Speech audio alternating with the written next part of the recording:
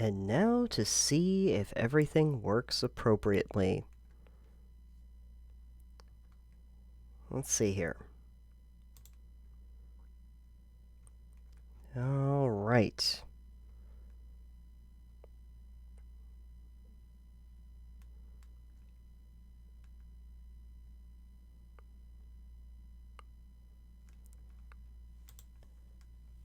All right, let's see here. Making sure that everything looks good. Starting off a little slow, everyone. Let's get again something to drink. Oh, beforehand. Well, everyone, welcome to our regularly scheduled program. This is our regular monthly outing. We do this the first Saturday of every month, where we go on and talk to a lot of our regulars. If you are new here, if you haven't been here before, that is what's happening. Let me see here. No one here yet. Might be a very short episode, right? All right.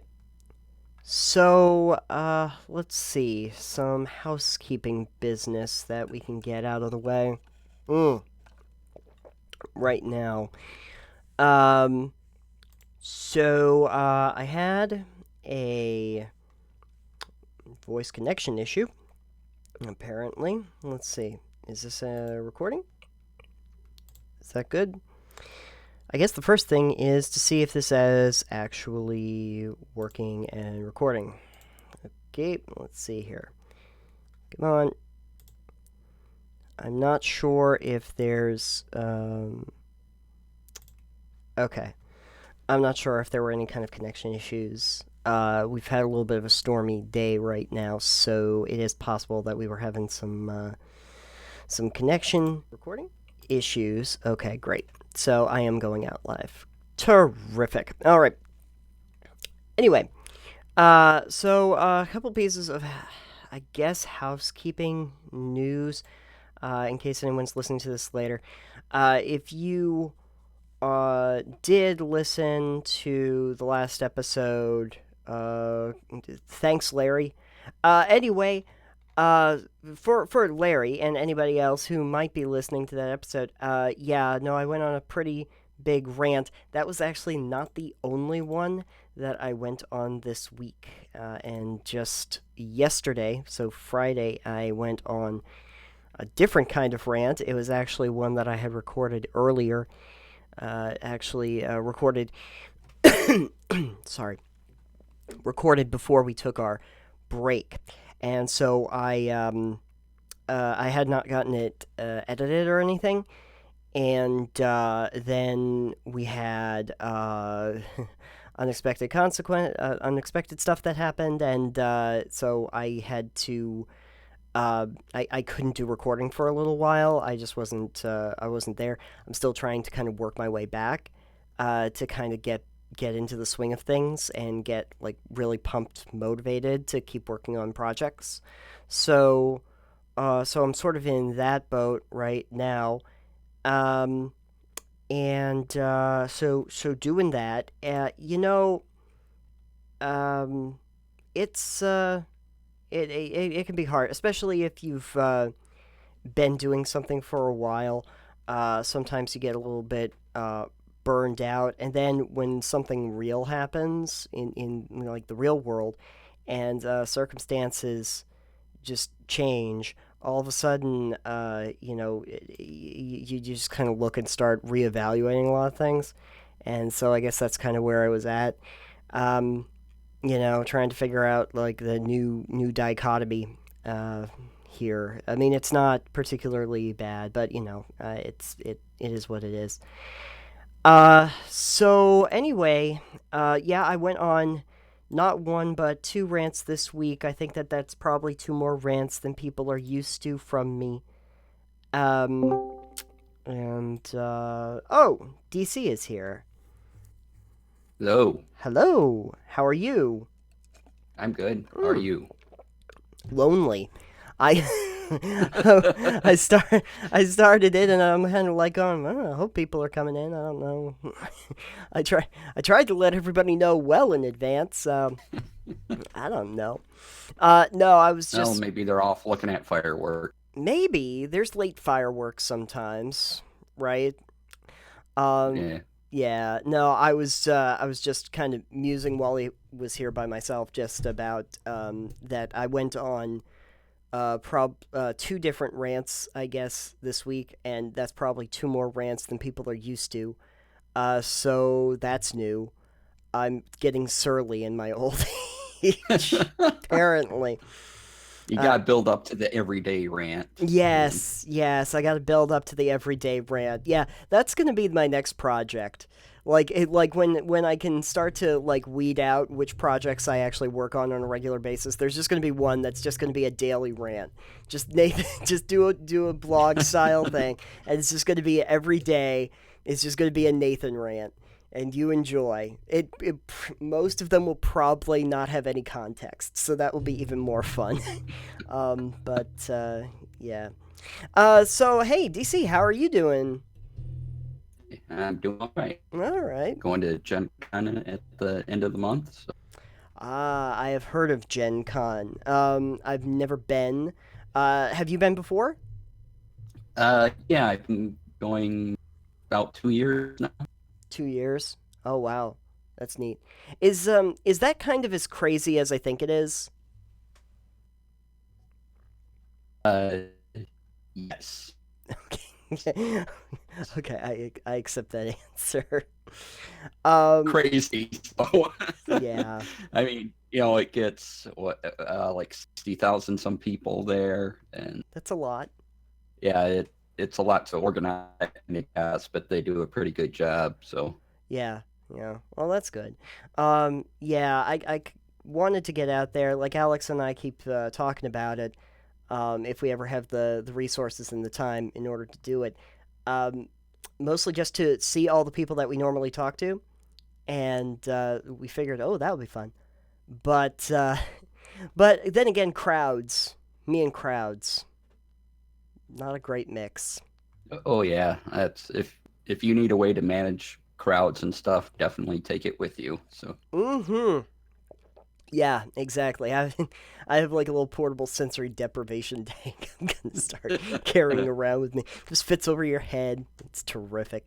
Um, yeah, I think more for me is I really because I always want to feel super productive when I do things or go places.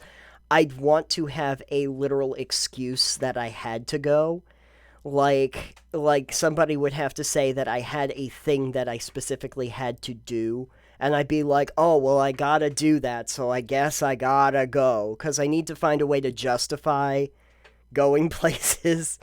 And so that hasn't happened yet, but one day right. maybe. Yeah, one day maybe. Then I can do all of those fun ones. Have you been to Origins? That's the other big one I hear about. Uh, no, no, no, never been to Origins. No, no, okay, yeah, I have not either. But considering I like origin stories, that's always going to be a No, thing to go to. And Paul was here a second ago, and then he left. Where did Paul go?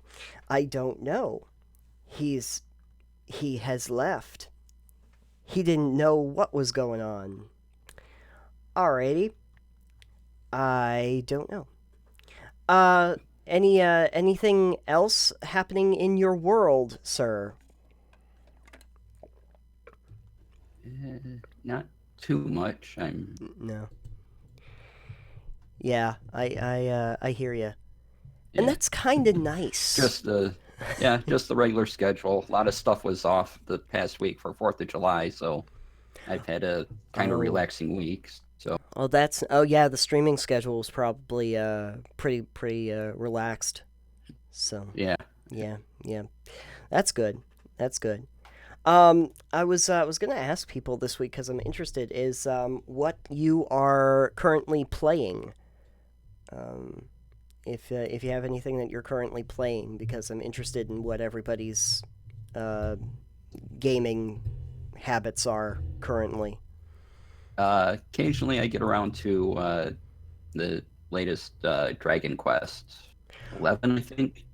Oh, yes. 11. That's a good one. I think. I think the only Dragon Quest I've actually played was the first one. Way back when I had the NES. And a slime kept killing me. And so I think that was where my time with that game ended. um, I think I got like outside the kingdom, and it was Hmm. a slime attacked me, and I could not figure out how to kill the slime. And I was like, I don't think this game is for me. My like, oh man, sorry. Like when at 6 or 7 years old, or however old I was at the time, Right. my brain was like, I don't like this. I don't like the menus and the fighting screens and all of that.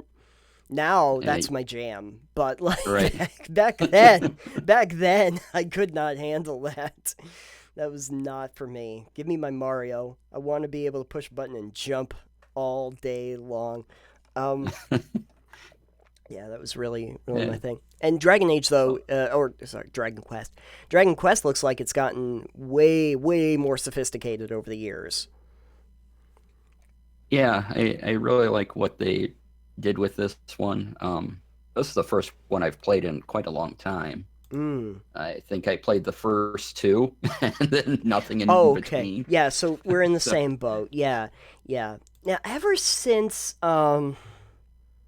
I want to say it was like ever since 8, I started mhm. looking at them, and I was really jazzed to eventually get back into it, but it almost is inevitable. I never have like the right console for the for the Oh, right. thing. Yeah. Yeah, I never Yeah. have the right console when they come out. So so for some reason that just never happened.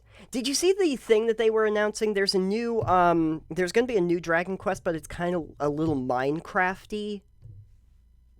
Yeah, I read that. Dragon Quest Builders, I think. Something like that. No, I no, they are.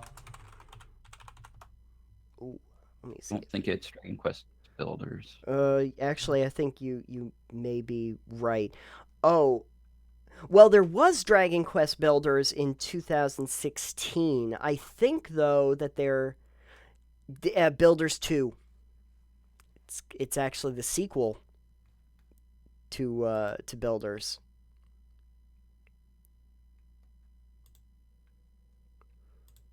Just gonna see if I can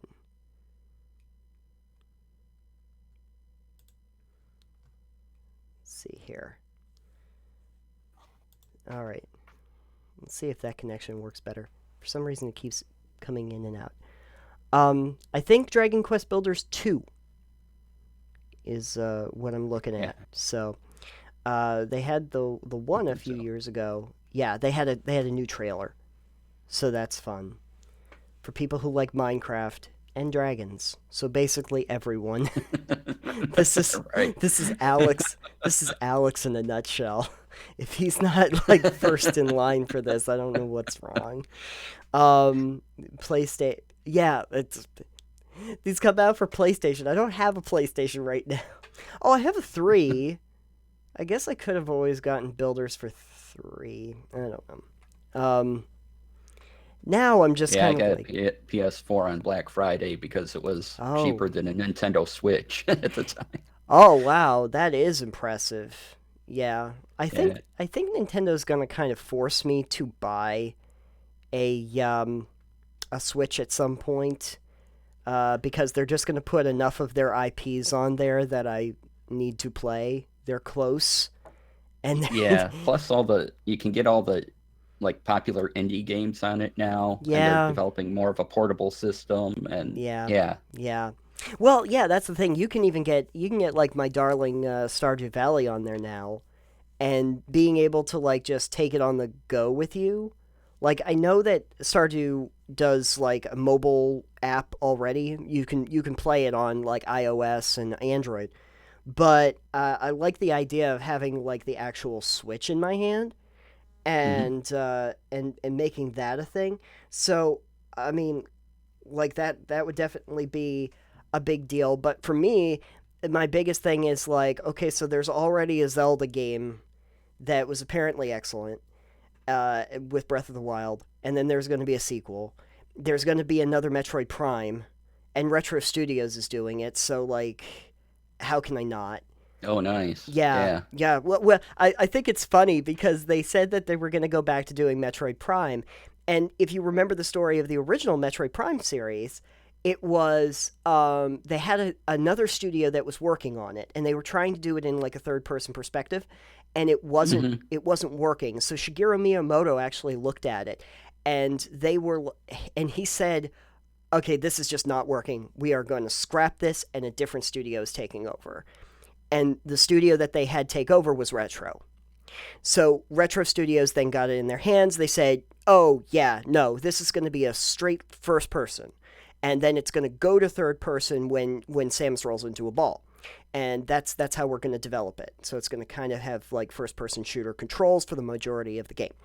And then so they said scrap the original idea. They came back and they created the Metroid Prime that we all know, and then the subsequent ones afterward. When they were going to reboot the series for the Switch, they had another studio that was again going to do the Metroid Prime series. And they went and they looked at their work and they said, "No, this doesn't work. Scrap it. Give it to Retro again." So we're back to the same thing where no other studio seems to be able to do a Metroid Yes. game without it being a problem, and they just give it to Retro. So I think it's fascinating that we're back to the same story. Right. So there's going to be a new Metroid Prime. I'm going to be jazzed about that. There's of course going to be the new Pokemon, which I think is kind of like the straw that breaks the camel's back for me. I'm gonna kind of have to deal with that. And Mario, and I heard Odyssey was really great Hmm. as well. And Yeah, I played the Switch at my friend's house for the first time like 6 months ago, oh yeah, and he started me off on Mario Odyssey. I'm like, this is just instant fun. oh I don't yeah, know. I mean, yeah. within a second, I'm like, yay. I told him I need to stop because otherwise we won't be visiting and I'll just want to do this all Yeah, day. yeah. There's really nothing more to yes. Basically you're my friend with the benefit of playing this game, but now it's really just about the game. It has Right. nothing to do with you. Sorry. You're kind of tertiary to this experience. Um yeah, no, I had seen that and I was like, ah, I really love how they were like doing like the hat mechanics and how they were kind of remixing a lot of things you're used to in Mario and being able to like play the cheap and stuff. I'm like, oh, that's cool. Um, yeah, I mean, I've liked every Mario game that I've played because they're just instant. They're instantly gratifying in what you get to Hmm. do. I was the one who liked Sunshine. Sorry, folks. I was the one who liked Mario Sunshine.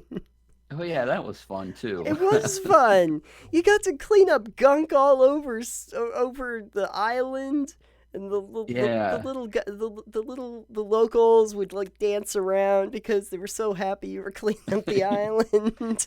You got a freaking water jetpack. How could you not enjoy that Yeah. game? And it talked to you. Yes, it talked to you. A flood. I remember that. How how could you not enjoy the shine getting? That was Right. terrific. Yeah, no, I was the one who liked that. I think people were just I think they were just hoping for something a little bit different. I probably like the Galaxy sort of experience that they got later.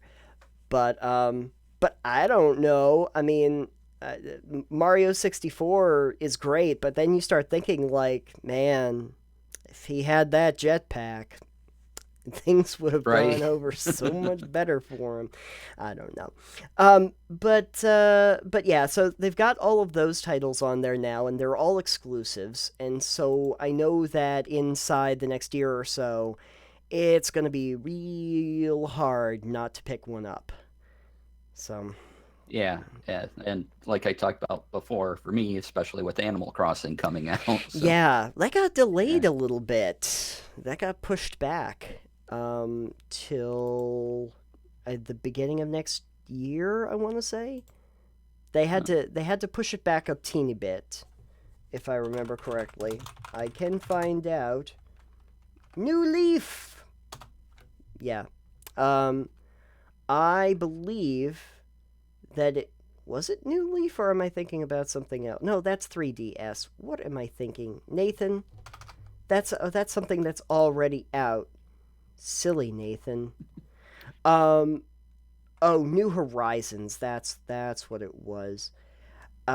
Yes, I believe that it was supposed to come out. Yeah, and now it's going to release on March 20th, 2020. So that's when you can pick up a Switch. yeah. March Exactly. 20th. Well, March is my birthday month, so this was working Happy out for me. birthday to you. You get the Animal Crossing. And then Tom Nook can take you for all the bells in the world. The Hey, it best has character. crafting, Yeah. so Best character ever. Tom Nook, yeah. the local bookie that basically takes all of your bells as soon as you make them. The insidious thing about Tom Nook is that he like goes and does something for you and then tells you you owe him bells for it. Right. And then you And he go, has those kind, sleepy yeah, eyes, yeah, yeah, and yeah, yeah. But then he's always like, okay, so you pay him off. You finally pay him off, and he's like, I just did a new upgrade for you. Now you owe me this many pounds. It's like, you are a sneaky bastard. You just, I finally get out of debt. You build something else for me to pay for. That kind of business model, man. That is a winner. They got man, I'll tell you. Um, yeah, I know. There's some people looking forward to Animal Crossing. I want my Pokemon. It looks okay. I think that like what I saw at E3 did not dissuade me from Pokemoning it up. yeah, Uh, Sword and Shield. Sword and Shield, yeah, the Sword and Yeah. Shield. Of course, now the big question is Sword or Shield. This is the Ah, Sophie's choice from every single generation. What do you right. do? I don't know. It's hard. Every time there's a new Pokemon generation, there's this little battle in my head. Okay, what are the cost benefit analysis of doing each one of these versions? What am I Right. getting out of this? Because like Right. I read like it was red over blue for me, but there's still a part in the back of my head that's like, but what if I chose blue? Like it's sliding doors, but with Pokemon, right? Like do I get on the bus or do I not get on the bus? And you see two different alternate timelines. That's what Pokemon is like for me. I'm overthinking it. Um, or that episode of Community where where different people just go out for pizza and you find out that there's a darkest timeline. And, Oh, yeah. and darkest timeline for me would be like, oh no, I picked the bow version. There wasn't even supposed to be one of those. No, it's fine, Nathan. It's just an off-brand. This is not even Pokemon anymore. I don't know what to do. Yeah, Sword and Shield. It's one of those. I have a feeling like for me, it's I want to be Sword, but I'll inevitably go Shield. And Don't know why is why. that? Because You don't know well, why. because Sword, I feel like you're brave and you're bold and you're going out and you're Uh-huh. kicking some Pokemon butt. But at the end of the day, safe inside my shell. Just put my Right. shield up and go on the defense. I feel like there's like an offense defense thing going on there. I don't Okay. know. I know no details about the differences between those two games. I'll be interested to know. Actually, I should probably look that up Now I'm starting to wonder if there's actually a difference. Um, Ooh, November. Damn it, November. Is it only for the Shield? Where does it take place? It takes place in a new region called Galar, which is based on Great Britain. So that's fun. Um, does not say what's gonna happen. Dev releases statement. No. Darn. I need to find differences. That's always. What are the differences? Yeah, But yeah. Let's I, see. I'm Best. not seeing anything that knows differences yet. So. Yeah. Well, here's one article, but I don't really know. This was from June 5th. Okay, so the problem with that is that this would be information that came out before E3, so I don't know if why do they release as two separate versions? Are you not familiar with how Pokemon works? Stupid. What is this site? iMore? Okay, iMore. Uh, what are the differences? That they're both $60. And um, okay. Pokemon Sword. Jump into the Galar region. This is it, trainers. Generation 8 will soon bring us to the Galar region, full of new Pokemon to catch and challenges to overcome in Pokemon Sword for Nintendo Switch. And then the description for Shield. New challenges await. Trainers can also explore the Galar region in Pokemon Shield for Nintendo Switch, giving you another way to make your dreams of becoming a Pokemon cast master come true. Okay, that thanks. Oh, they posted a different article I just found, Oh, and it yeah. has something at the very bottom of it. I'll post it for you. Oh, legendary Pokemon. There are Here, this is there are this two is different. after the press conference, Oh, okay. Cool. All right. So this is cool. Well, let's and all at the go on very a bottom journey. is what differences will there be, and Okay. they basically say we don't know. However, there's a Yes. two different legendary Pokemon There are differences there already. are So different legendary Pokemon. I was looking at. Uh, then there's always two big choices. There's the one of which version do you get, and then which starter Pokemon you take. Those right, those are just two. Those are two terrible choices that you make me do. It wouldn't have been so bad if I could have just gotten the other Pokemon later, but I can't. I, it's like I'm stuck.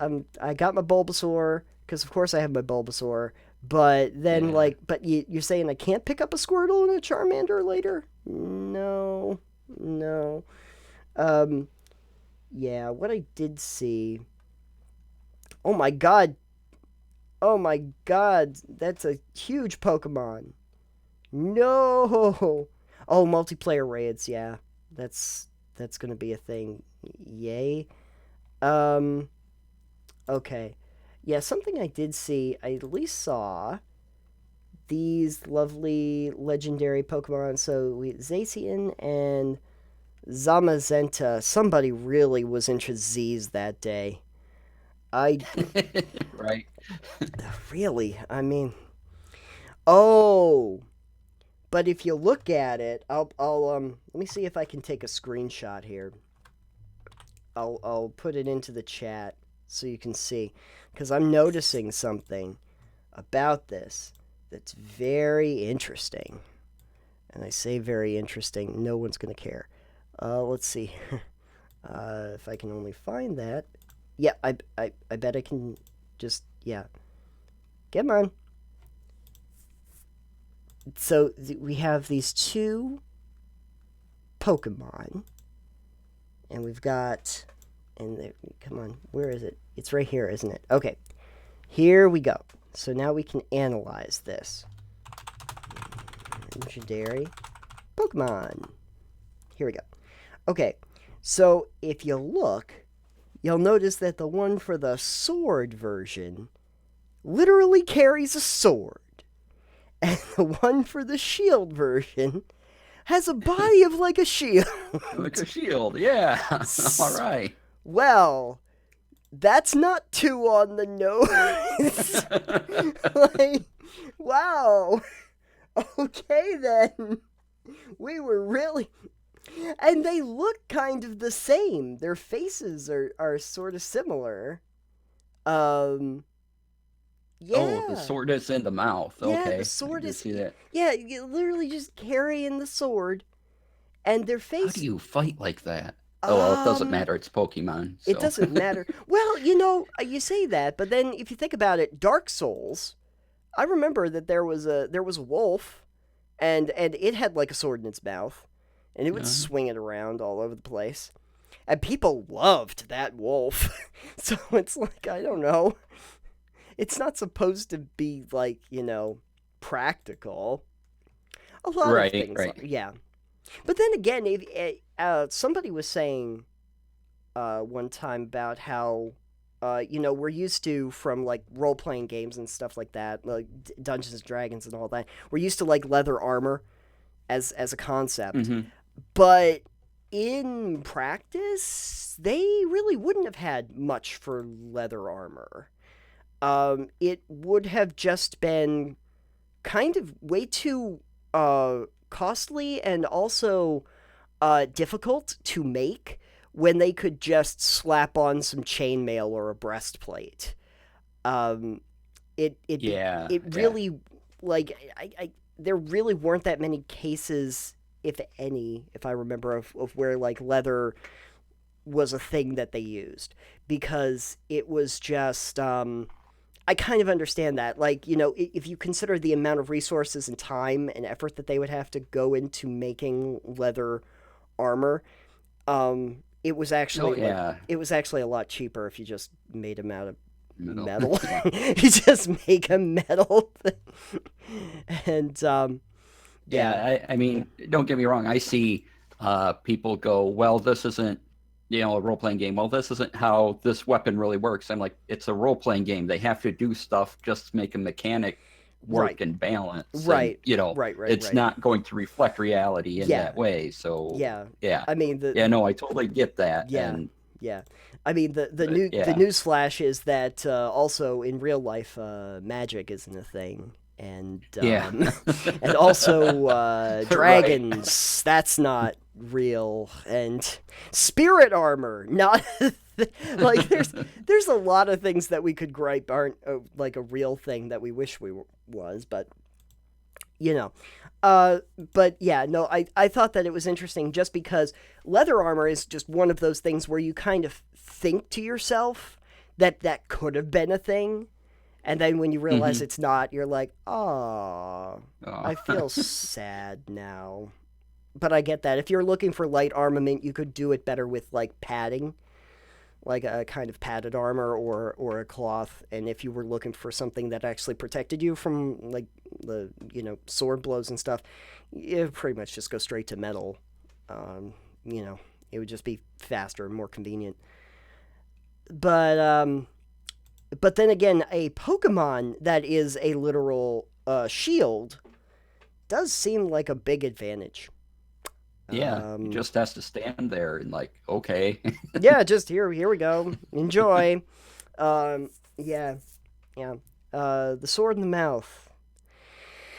The thing I'm curious about is the sword separate from the Pokemon, or is it part of the Pokemon? Pokemon, right. Like, does the Pokemon find a sword? Like Zacian, does Zacian find a sword when it's young and picks it up and trains with it? Or is the sword like magically comes out of the mouth like as a defense mechanism when it needs it? Like it just magically appears like a spirit weapon. Yeah, I'd kind of hope for that one because otherwise I'm like, is there a bunch of dead adventurers around or people drop swords Yes. somewhere? I mean, Right. Because how did they get those swords? Oh, yeah. well, you know what, though? I shouldn't say anything because the Pokedex entry on that is going to be amazing. There's gonna be, knowing how Nintendo is used to doing those Pokedex entries, the blood of his enemies is on his tusks. He picks up their sword and uses it in their place. The souls of those adventurers is trapped inside the sword.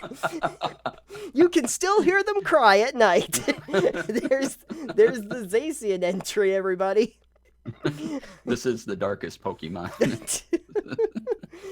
I've seen some dark Pokemon descriptions that are really, really twisted. Like, I'm like, wow.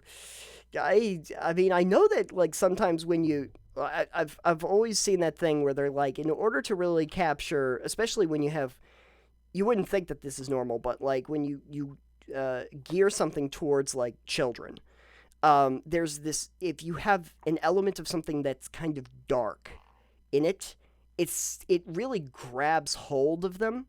And so that's why, like, even in some of the most beloved classics, if you think about like Disney movies are dark. They are Oh yeah. dark. Bambi is a dark film. Yeah. Dumbo is a dark film. But you know, it's Snow White and the Seven Dwarfs. It's kind of terrifying. Right. I mean, there's poisoning by a creepy old lady. There's death of a family member Oh somehow. yeah, You know? yeah. Lion King. It's like patricide, regicide. Right. Like regicide is the first thing, and then even more than that is like Scar with his hyenas, basically talking about how they're going to start eating all the members of Pride Rock. There's bones Right. all over Pride Rock, like when they get back. So you're assuming like basically at the beginning of that movie where they're like a circle of life, like half of them are dead now. half of those animals are just dead at the hands of these hyenas. It is The circle of life function differently for some. yeah, yeah. The circle of life has a very dark connotation at the end of all of that, but it is very strange because, not even in pop culture, but also like that all came from source material. There were books for all of Right. that Yeah. before, and the books were kind of even dark, like the Grimm's fairy tales and Oh 1001 yeah, those are Arabian really Nights. dark. Oh yeah, 1001 Arabian Nights and Mother Goose even. Like it gets pretty dark, and these were stories really geared towards the youngins. And Mhm. they knew that they needed to make them kind of dark. I mean, Little Mermaid is not a happy ending. No, it really isn't. I haven't seen that movie in so long. but I think I literally did I was pretty young when that came out, and I think my parents took me, and I think I got upset by Ursula, and Uh-huh. I had to not be in the theater anymore. I think they had to take me out because I was not having a good time once Ursula got into the mix. So I don't know. I can't remember what the ending was. Oh, she had to return to the sea, wasn't it? She didn't get her happy ending. Um Oh yeah, but the fairy tale is oh darker. the fairy tale is dark. What happened in the fairy tale? I Yeah. forget. I believe it's she doesn't get the prince, so she basically commits suicide and goes into the sea and becomes sea foam. That sounds familiar. I There's can't something like that, but I yeah. I can't imagine why they changed that.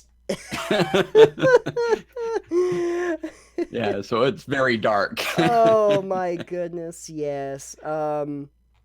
Yeah, it's they're going to make a live action version. So maybe Yeah, who right. knows?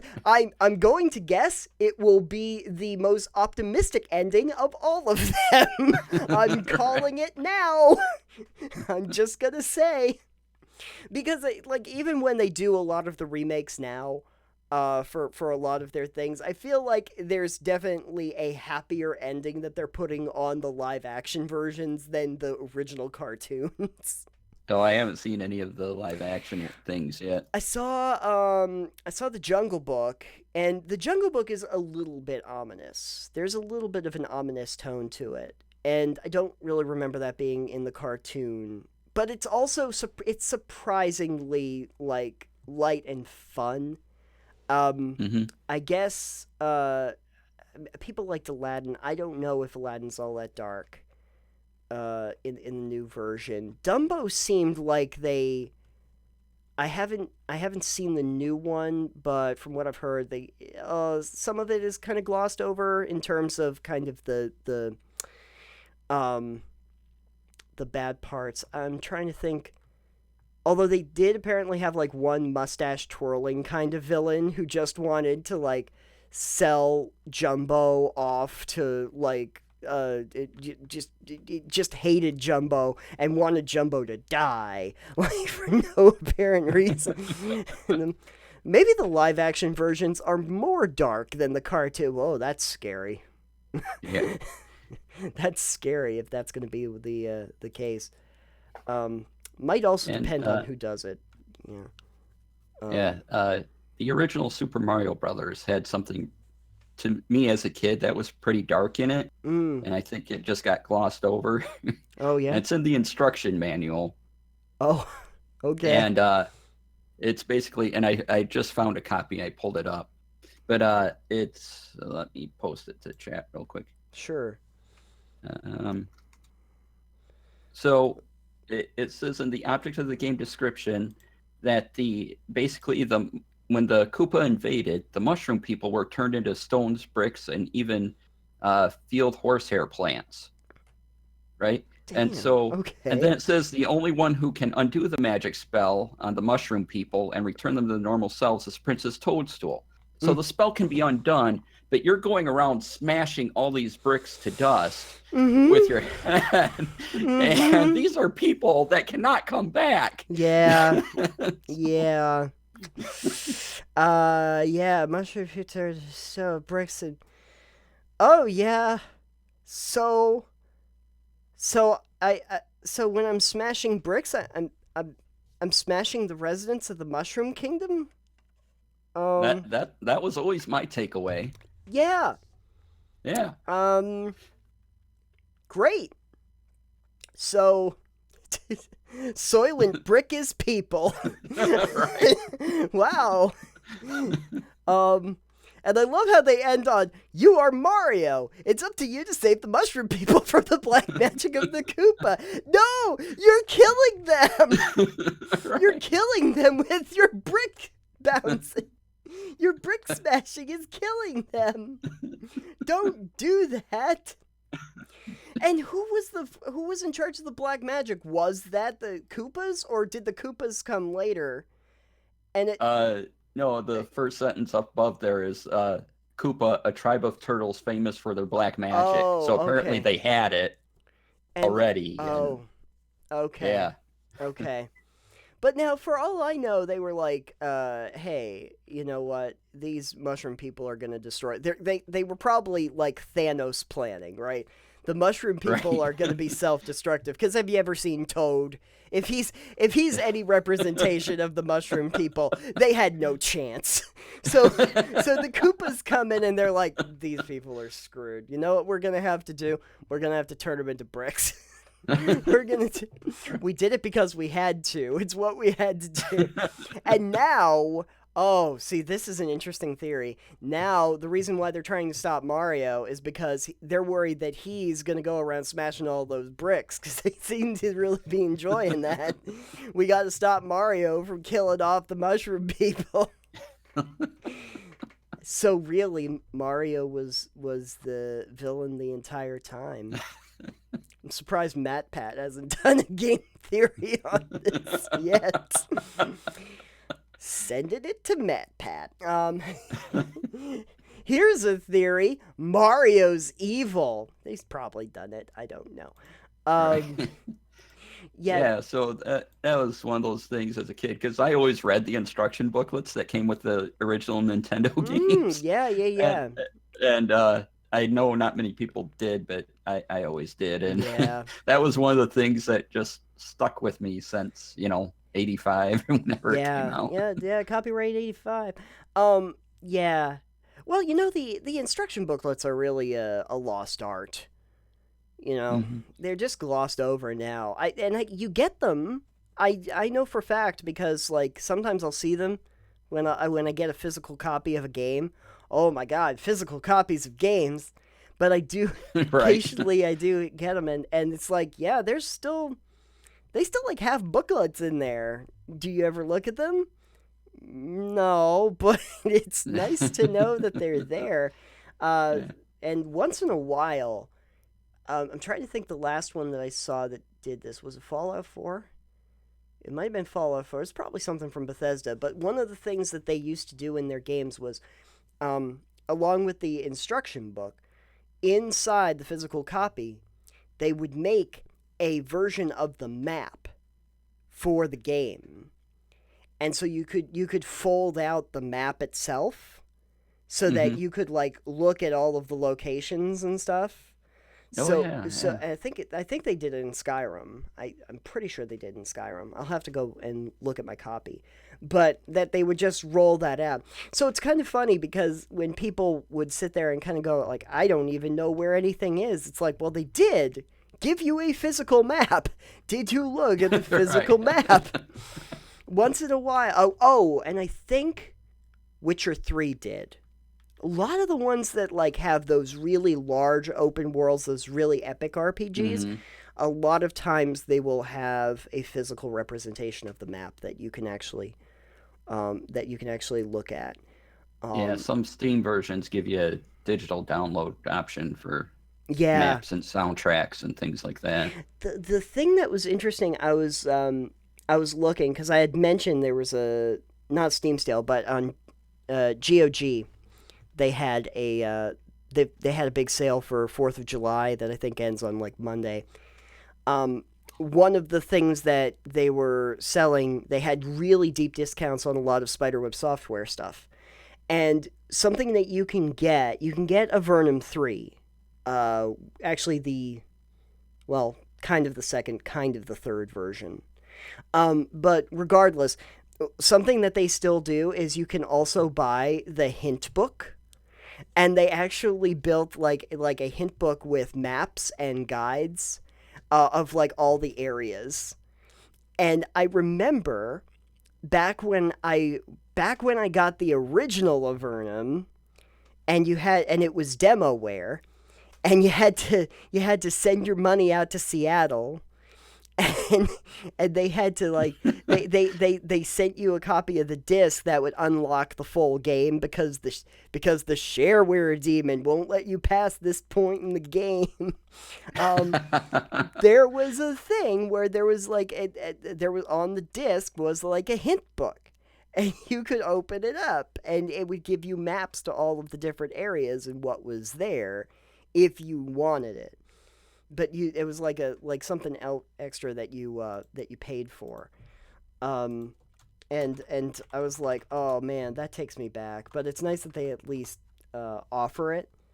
um I may have bought a Vernum, and I may have bought the entire Jennifer saga. The point is, Wow. well, yeah, but people would be like, Nathan, those games are old, Nathan. And it's like the Jennifer saga. The Jennifer saga, I think, came out in like 2000. Oh, they say that Jennifer came out in 2001, but something tells me that that's not necessarily accurate. I feel like that's the Jennifer saga. Oh no, no, sorry. Jennifer's 2, Jennifer's 3 was 2005. The Jennifer saga actually, oh, in 2009 was the last one. Um, the Jennifer saga is actually 6 games. Oh, wow. Or is it 6 or is it 5? I think that it's I'm pretty sure I had it a second ago. I saw it. I swear I did. It was right here. Jenniforge, a Vernum 6. Oh, a Vernum 6 was 2009. That's right, they made so many of those too. Jenniforge 5. So there were 5. There were 5 Jenniforges. Um, but you can pick up the entire saga if it's still on sale for like $4. So So it's like 5 games for $4. And I was like, Wow. yeah, and I'm not gonna pass that up because they're not short games. They look they're old school, but they are not Hmm. short games. In fact, I realized because I've been tooling around with the original Geneforge now, and I remember like I didn't get the full game, so I just had the demoware game, and in the demo was long. You had 17 different areas that you could traverse because it kind of worked on the same idea as I want to say Baldur's Gate. So like you would go to different areas of the map, and there'd be like a map for each of those areas. So there were like 17 areas that you could actually traverse. In the full game of Jenna Forge, there's 80. So Wow. that takes you a while. Um, Yeah. some of the maps are smaller, some of them are towns and dungeons and spires and stuff like that. But yeah, there's like 80 of these places to like start to traverse and go through and build your character up. And that's just the first game. it's like it's a good like 40 50 hours or something like that for the first game. I would venture. I think I'm already past 10 hours, so it doesn't take very long. Um, and then I was gonna get, because they also had on sale for really deep sale for like $3, you could get the entire Avernum series, which is actually 7 games. So it's Avernum 1 through 6, and then Blades of Avernum, where you could actually make your own scenarios using the game engine, and you could distribute them to other people through forums. So it was sort of like the modding thing that you're used to from like Fallout 4 or anything like that. But Hmm. but it was easy enough that I actually made one because you didn't have to get into coding. They basically gave you all of the tool sets. So I guess kind of more like Neverwinter or something like that. You have all the tool sets necessary, and you can make your own maps and you can make your own scenarios. Um, and that's fun. I, however, did a stupid thing. Of course I did.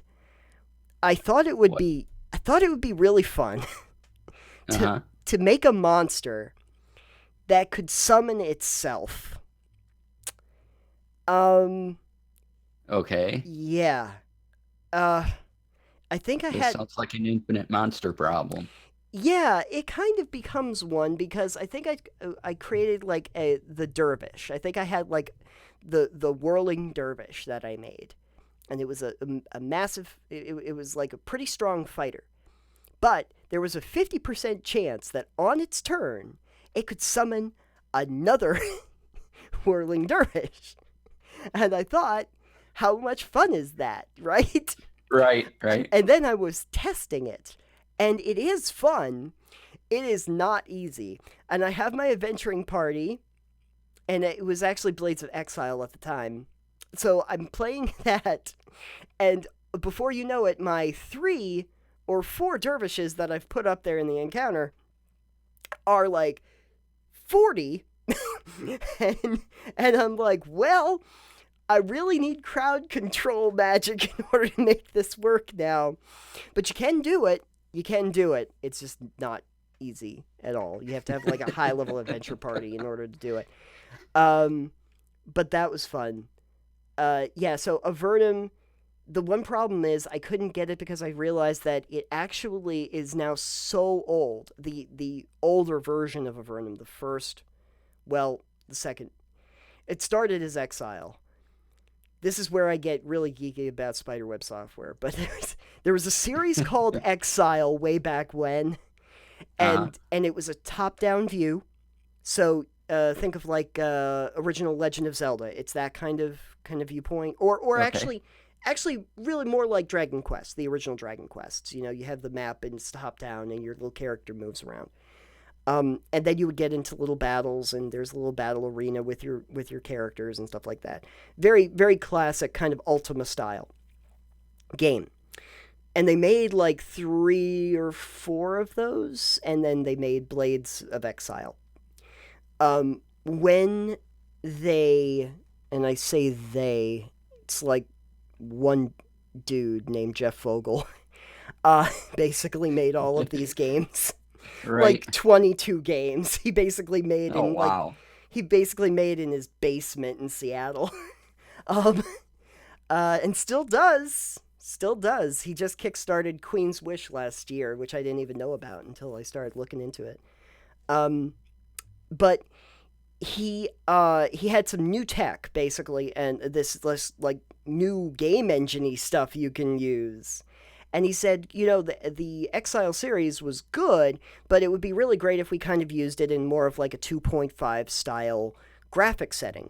So at that point, it's more in line of what you know from like a Baldur's Gate, that sort of look, that sort of feel, for dungeon crawlers.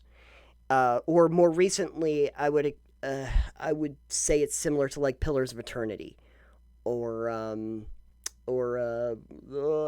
Divinity. It's sort of that look.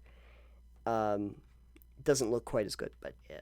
But they did that, and then they started making those games that were basically the same game as Exile, but using the new technology that they had.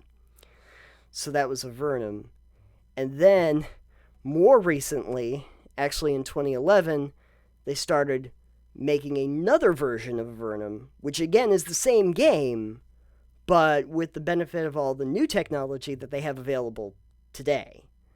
So it's still like a CRPG, but with the benefit of looking better and playing better and having UI improvements and all of that. So technically it's the third version. But I could get the original Avernum Saga, but the problem is that it's now so old that my current hardware will not play it.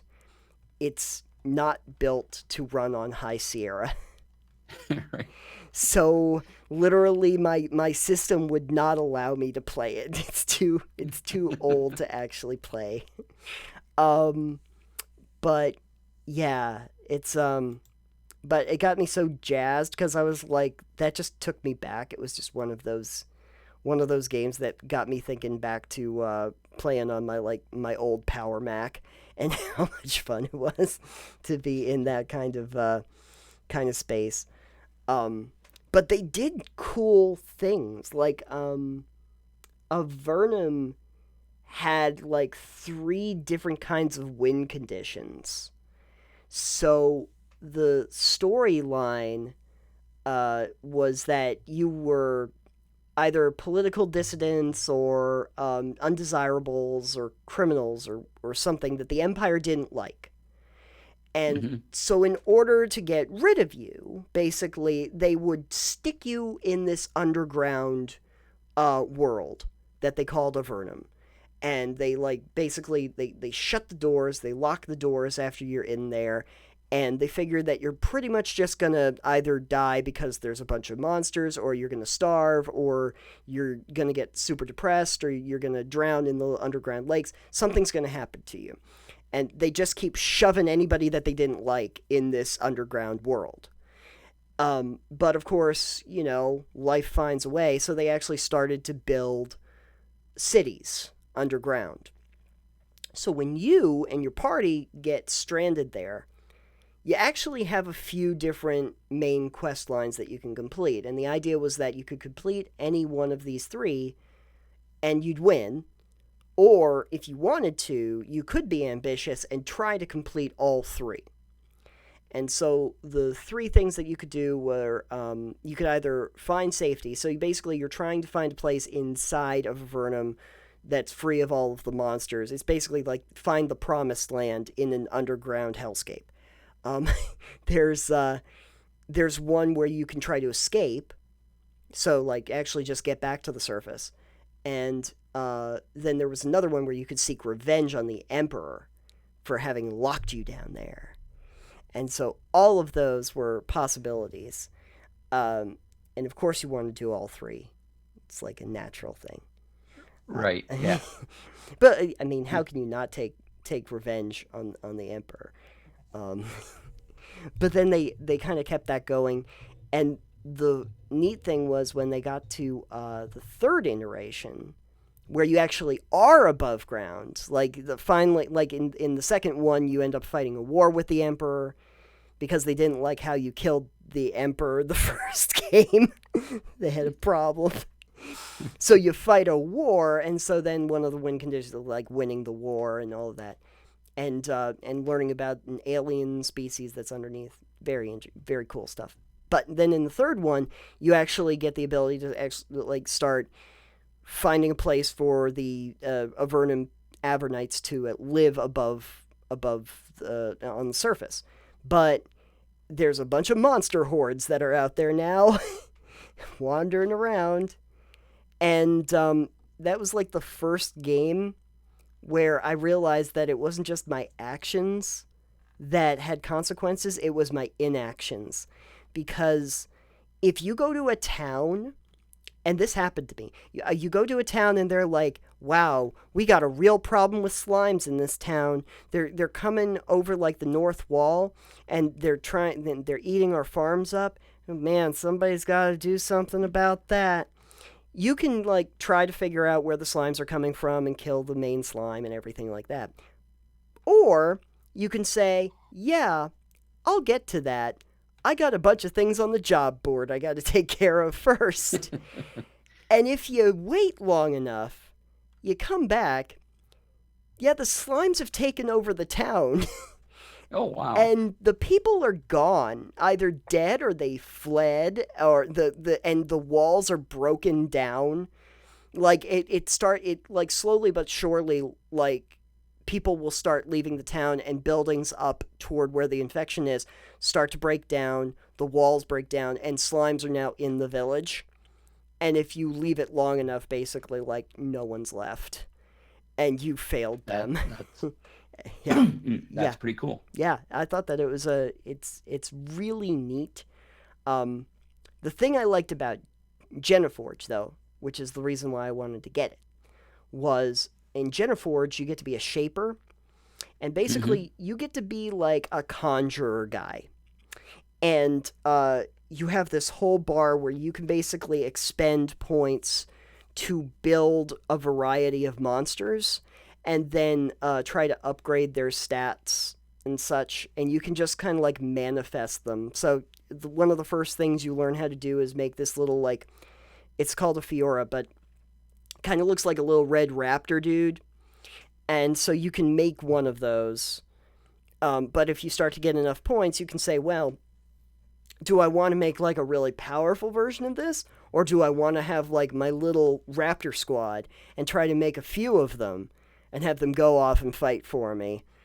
You get like, uh, let's see, there's like three different schools of shaping, and there's three different levels of creatures. So there's, oh, and there's a couple different variants. So yeah, there's like 18 different kinds of creature variants you can build, and then buff up their stats and they'll level. And then if they die, you can regain the essence that you used and then say, okay, we're going back to the drawing board. What am I building now? And start shaping something new. But I just like the idea of like literally building my party from you know magic is essentially the rest of your party. You're by yourself, and then everything else that's going to actually help you, you have to build yourself from your own personal magic. It's a really neat idea that they put in. Um, Anywho, but that was Spiderweb Software, uh, a neat little indie game dev house, and Jeff Ogle, who founded that in '94, and used to. The reason I know is because he used to make things for Mac as well as Windows. So that was one of the few things I could play. Right. There was like a huge market for Mac games, so I was like, well, I'm gonna play this. Between that and Ambrosia, oh Ambrosia, Ambrosia Software, yeah, that was pretty much it. Escape Velocity I wonder if you can bust. Now I gotta look and see if I can still buy Escape Velocity. They did eventually make that for. They did eventually make a version for Windows. Oh, if I look it up, it's going to be something completely different. Um, oh man, yeah. The see, I'll show you the awesome. I'll show the awesome graphics that this thing had. Because this is epic. Let me see if I can. Let me see if I can get it right here. Here we go. We're gonna put it in here. I'm gonna paste it in. Yeah. This was the load screen for the original Escape Velocity. Oh That's wow. just that's just terrific. I'll tell you. It was so much fun. That was a oh geez. I can kind of show you. That was Nova. They don't have any big pictures that I can really show. But it was I wish I had a game that I could relate it to today. You would go through. Well, I can at least do this. This is going to help. Um, let's see. This would be like your star map, and so Okay. you could basically like hyper warp to different systems with your little ship. Hmm. And so you start out with a little shuttle, and you warp between them, and you start taking on like little trading missions, and you like bus tourists around the galaxy, basically, to all these different little systems and stuff like that. But then, as you start to gain credits and you get a little bit better, you have a bunch of different ships that you can start to acquire that have better stats. Some that are really good at going long range, and some that are just like start to get really into heavier ships. And you can start getting warships. You can become a Hmm. pirate and start just like disabling a bunch of other ships and salvaging the stuff that's on them. I think a few times when I was playing these versions, there would be a thing you could do where there's a possibility if you disable a ship and you go to plunder it, where you can take over the ship, and it's kind of hard if you only have like a crew of like 5, and you're trying to take out like a big ship that had a pretty big crew complement. But there was this one time, and I only had like an 8% chance to make this work, where I stumbled across like a Kestrel warship or something like that. It was a big, one of the best warships in the game, and I have my little tiny ship, little scout ship, something like that, and I'm like, well, we're gonna give it the old college try, and and I, and for some reason, they're like, congratulations, you did it. And so really early on in the game, I'm like, well, that's my main ship, and I had a warship way earlier than I'm supposed to. Super fun. Super fun. But they used to make games specifically for Mac, and so it's literally, yeah, it was only available on Mac. So if you were on Windows, you didn't get the escape velocity fun until Nova, which they made a version of. Um, but anyway, so yeah, no, they had all of those on sale on GOG. I got those, and then the other one that I got was one that I've talked about. I think I've talked about it with you. Rogue. Oh God, what was it? Rogue Legacy. I was able to get Rogue Legacy for a few dollars. Actually, it was very cheap. Um, and so at some point, I keep thinking I'm bad at streaming, but I would like to try streaming this. Um, Neat. save, I like the yeah, little graphics going on here. yeah. Rogue Legacy. The neat thing about Rogue Legacy, it's sort of a roguelike, but it's light. you don't really lose a lot of your progress. But the idea is that every time you die, the next character that comes along is the next uh, the next person in your lineage. So that's where a legacy comes in.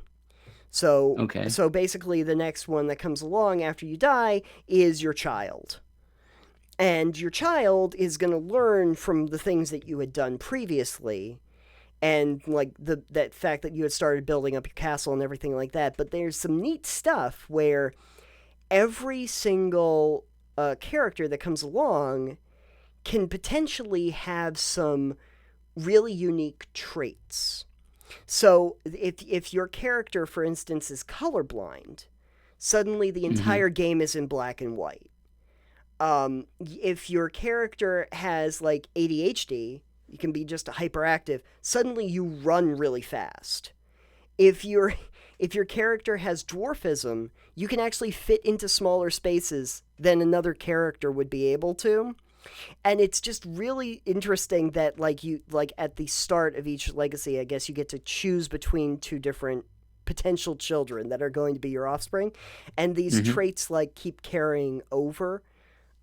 So I'm kind of interested to see how that whole thing works, um, because you never really uh, win. I guess I don't know if there's Right. really like win conditions, because it is still a very rogue focused game. So every time you go into the castle, you're just trying to make more progress than the previous one.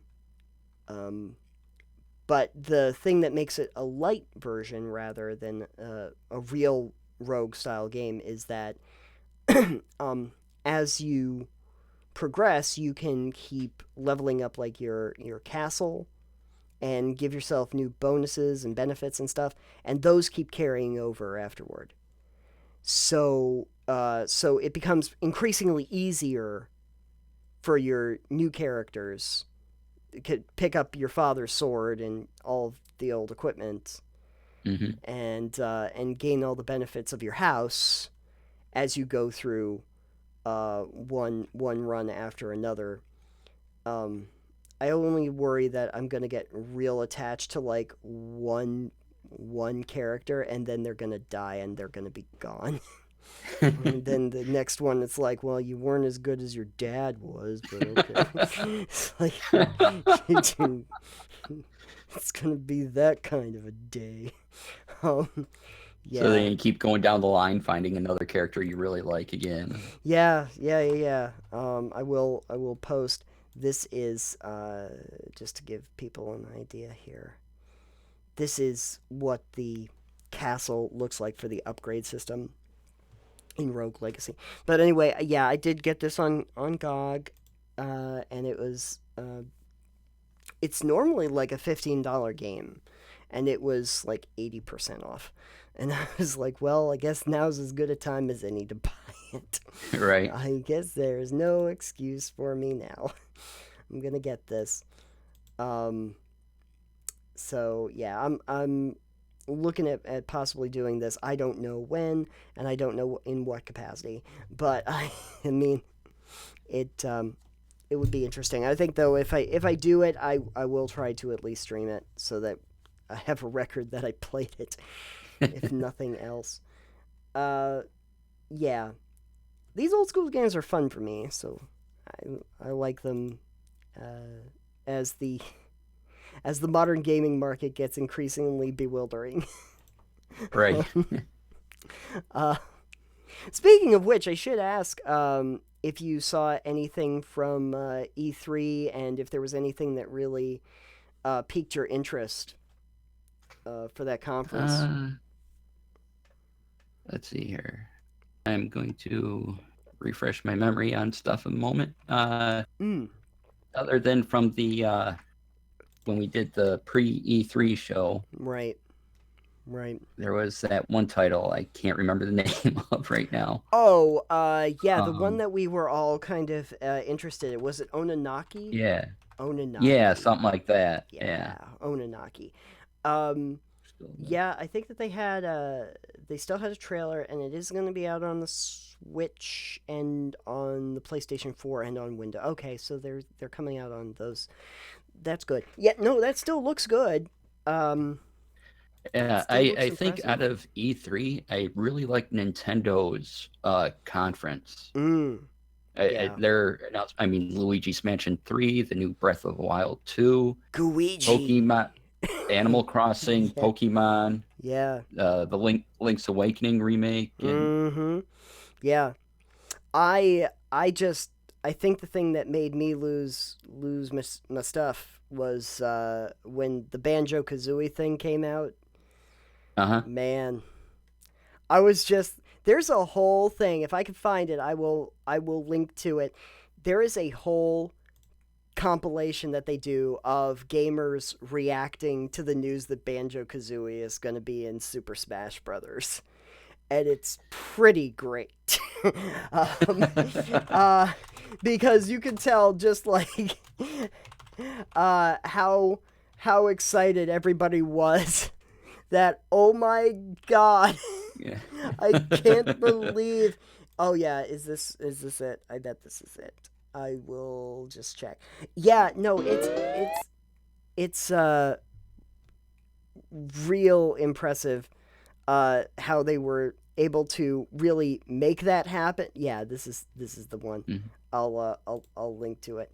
Um this is just one of those things cuz I don't think anybody ever thought that this would happen. um after after Rare uh, went over to Microsoft, I think the idea that they would ever have their properties back onto a Nintendo system seemed pretty Mhm. unlikely.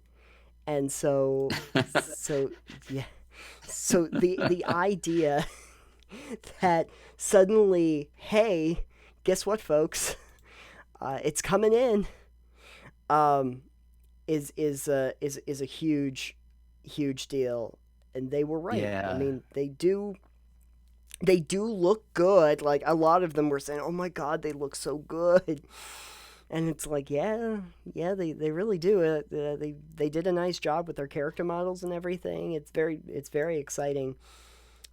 That's why they waited after they did the announcement for like the Dragon Quest characters. They were like, "Oh, Uh-huh. this is gonna be." This is gonna be good. People who like Dragon Quest are gonna be shelling out money for it.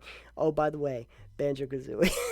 And all of a sudden everybody lost their collective shit, pretty much. um, yeah, no, you're not wrong. Nintendo did have a really great conference. There wasn't a ton of other stuff that really jumped out at me. um, I Yeah, I mean, I think even their presentation was pretty on point for Yeah, what they're doing. yeah, their Nintendo Direct is a really good way of delineating out information. And it really is like it's like a professional video that they like to put together and um, come out with. Uh, I, I did like a lot of the stuff that they were showing. Gooigi, I mean, come on, how can you not? How can no one wanted it before or knew about it? But man, you got to appreciate it. In terms, uh, yeah, I have to say you the go. biggest thing I thought I wouldn't like was the Final Fantasy VII remake. I thought they were just updating the graphics, and I'm like, oh, well, Yeah. that'd be neat and everything. Mm-hmm. But no, now there's a whole new battle system and everything, and it really got me interested in it. Yeah, yeah. Well, yeah, the battle system started to look a lot more like what I was used to from like Final Fantasy 15, and I was like, well, that's Hmm. good, because that was something that 15 did well, like a real time combat system. They did a good job with it in that game, so it's very interesting that they're going to utilize that. Yeah, no, it definitely looks like a different game, like a full Hmm. fledged new game. So that's something to be excited about. With Square Enix too, I had heard like I watched it and I thought, oh, this is going to be interesting. Was Marvel's Avengers. But I had like I understand Yeah. why people are a little gripey about it because it does look like the knockoff versions of a lot of the characters because you're used to them from the movies. You're right, So, right. but I was also kind of like, well, yeah, but they look different in the comics too. So, I mean, I Right. accept that they look different in a lot of ways, like in different iterations. And at least, like, it looked interesting. They really made a an actual game. And I know the studios have traditionally done really good work.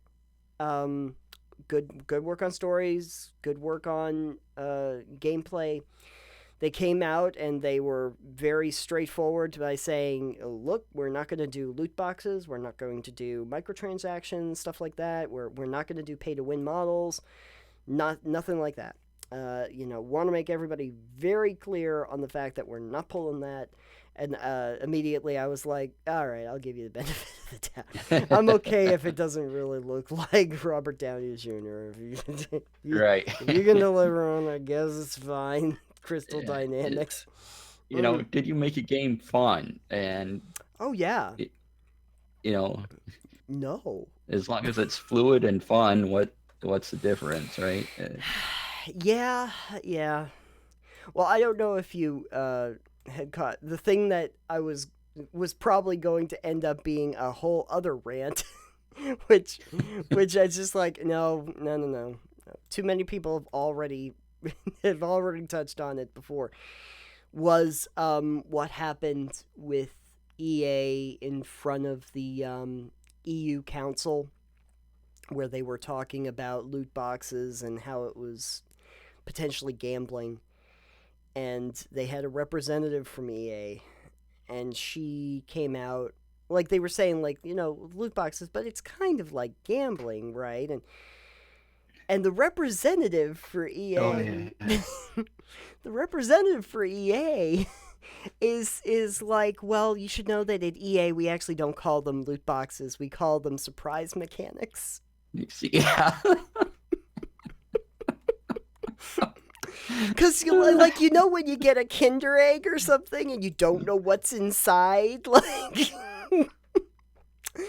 and I'm just like slow clap.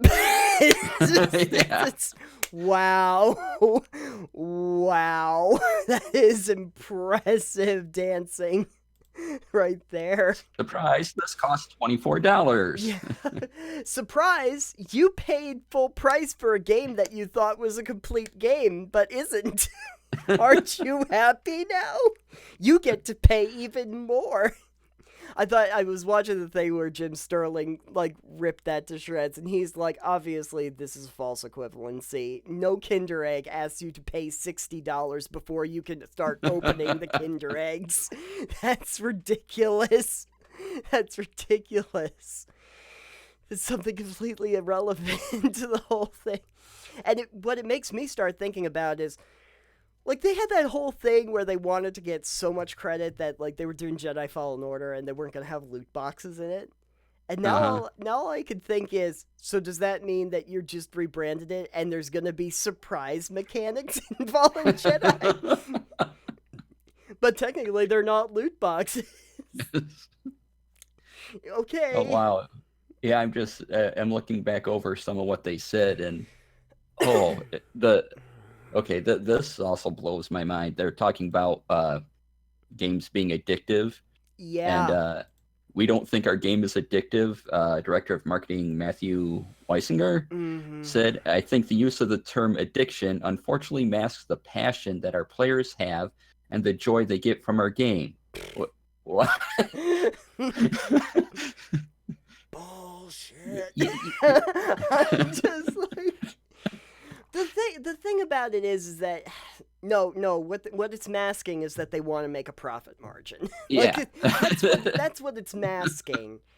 It's like, but no, but there are people who, this was something really fascinating. If I can find that video, maybe I'll link it in the description. I don't know, but I was watching a thing. Again, I think it was on Jimquisition. I was watching Jim Sterling, and he was like, "This is really the thing that makes me so angry. This is actually where he went and talked to people that he knows that actually went through gambling addictions, and they knew that they had to stop because they had a problem with gambling. Hmm. And they had people had taken away, like, their family had taken away their credit cards. They couldn't be trusted with money because gambling was a problem. And what a lot of them decided to do was they decided to go back to something else that they loved, because it's usually, like, they say that in terms of like those compulsive behaviors, it's really good to like put your energy into something else that you like, and Hmm. then you kind of, it draws your attention away. So what a lot of them did was like, we'll go to video games because we like video games. So I'll put my energy into that. And then the freaking gambling followed them there. And now, and then that old addiction starts coming back into it again, because if you're addicted to gambling and then you go somewhere else and then they put in gambling mechanics into that Yeah. place, You're- before you know it, you're right back into it. You're right back into it. And unfortunately, yeah, no, there were a lot of people who, yeah, were very detrimentally affected by it. Um, I just, and the thing that's really scary is that they actually, in that same thing, they go to a conference where this one guy, I can't remember his name, but he's basically explaining to a lot of these, like, basically mobile game devs about this process in order to get people to start buying product with real money in your games. And there's a whole thing about, like, hook, habit, hobby is the buzzword system.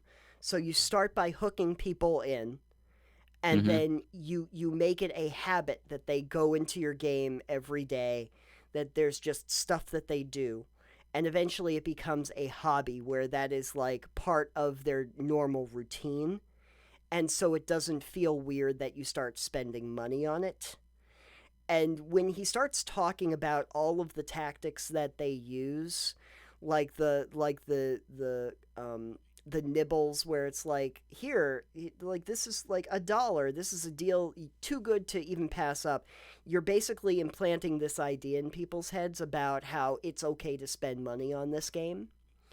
And then when they do like anchoring, they talked about that. Like, if you say, "Oh wow, this card pack that's in my game is like $50," and you're like, "Oh wow, no, that's way too high," and then you come back after they've played a little while, and they're like, "Hey, here's this card pack for a limited time only, and the countdown ticker is going for only 15." Well, that's a lot less than 50. So obviously, that seems like a great deal. All of these tactics are ones that they're actually just perfectly fine with just throwing out there to tell all of these new developers. And I think that it's just like, it's sad, and it's also frustrating because I know that at the end of the day those tactics work, and Hmm. they work enough that they'll keep doing it. And it's and the majority of people aren't going to get pulled in by it, but the ones that do conceivably are going to end up spending a whole lot of money, and that they really want to make sure that you're not thinking too much about how much money you're spending.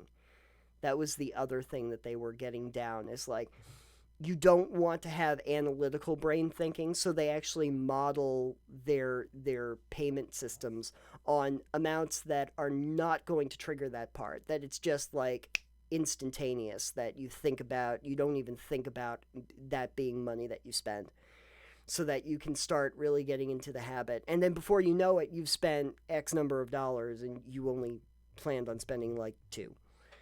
um, but like, all of those habits are things that they're actually training new game devs for. So I don't see this getting better. um, Right. No. Unfortunately, um, I, I I got a strong suspicion from the clips that I saw that the council at the EU was not really happy with his response. I didn't get a real sense that they were like entertained by that.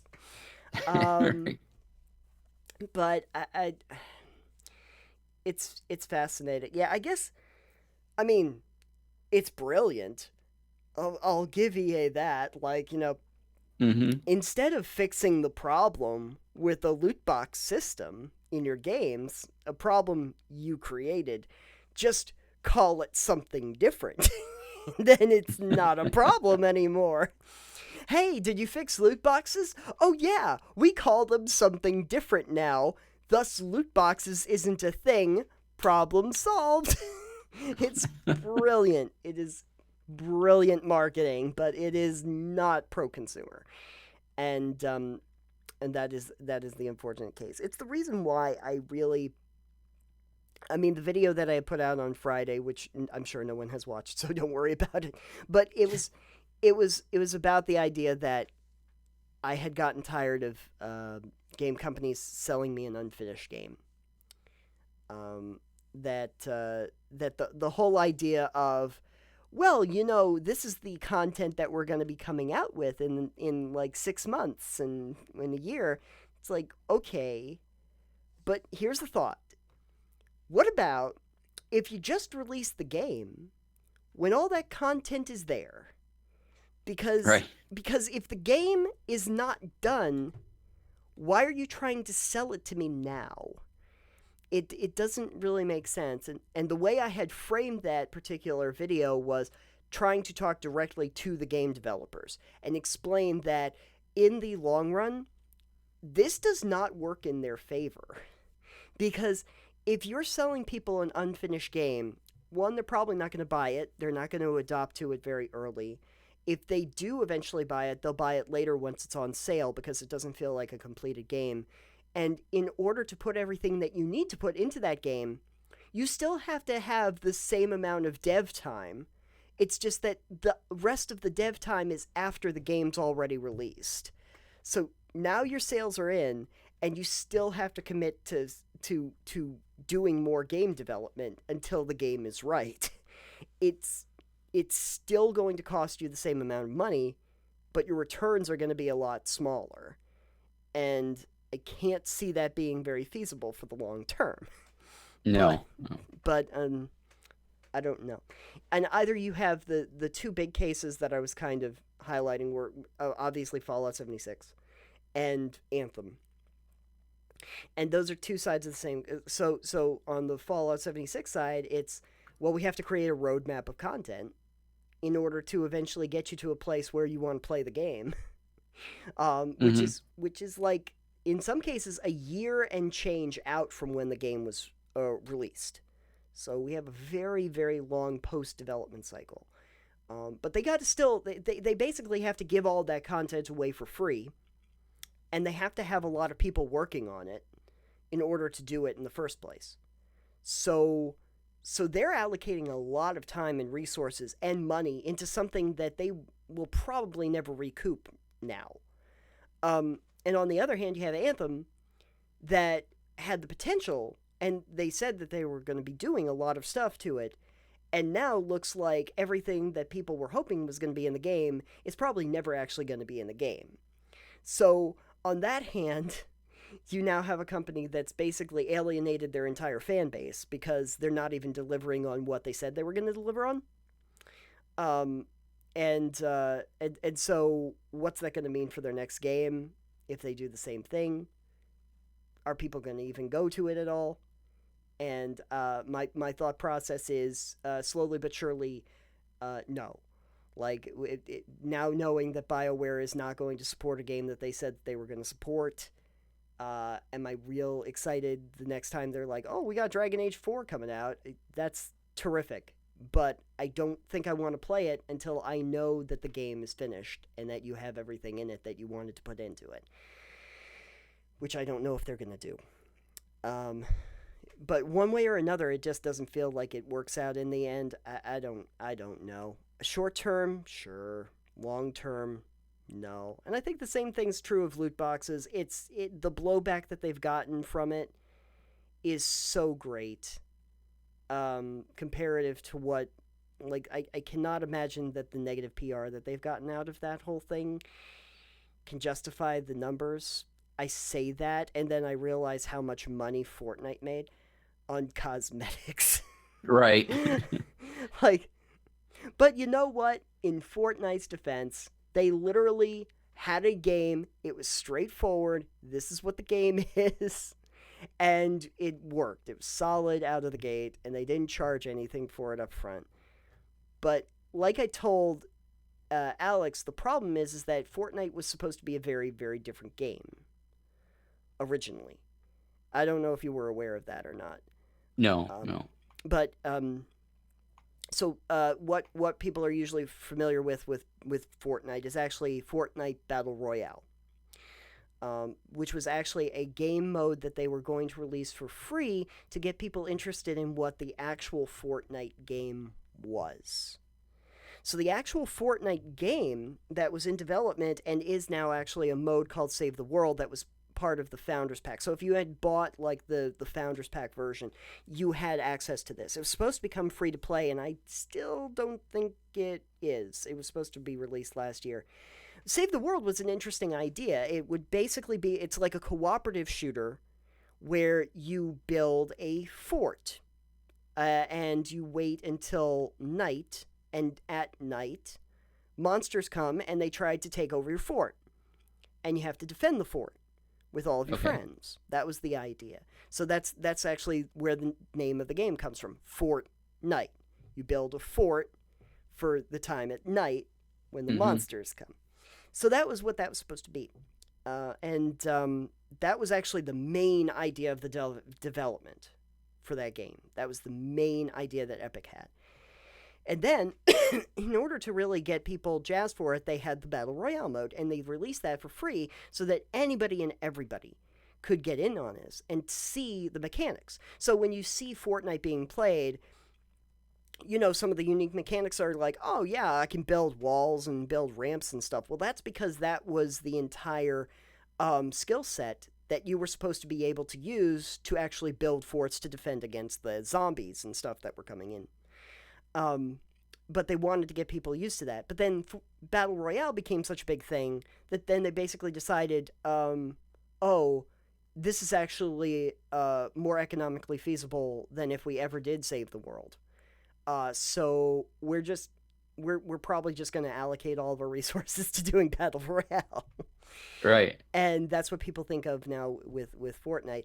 And Save the World mode, even though it is still a mode, is really not much supported. And also, even though it was supposed to eventually become free to play, I still have not seen it become a free to play version, which is just strange. Because that would be one I'd actually want to go back and try. It would be. Yeah, yeah, that sounds fun. It sounded neat. You could build like when they were showing it. If uh,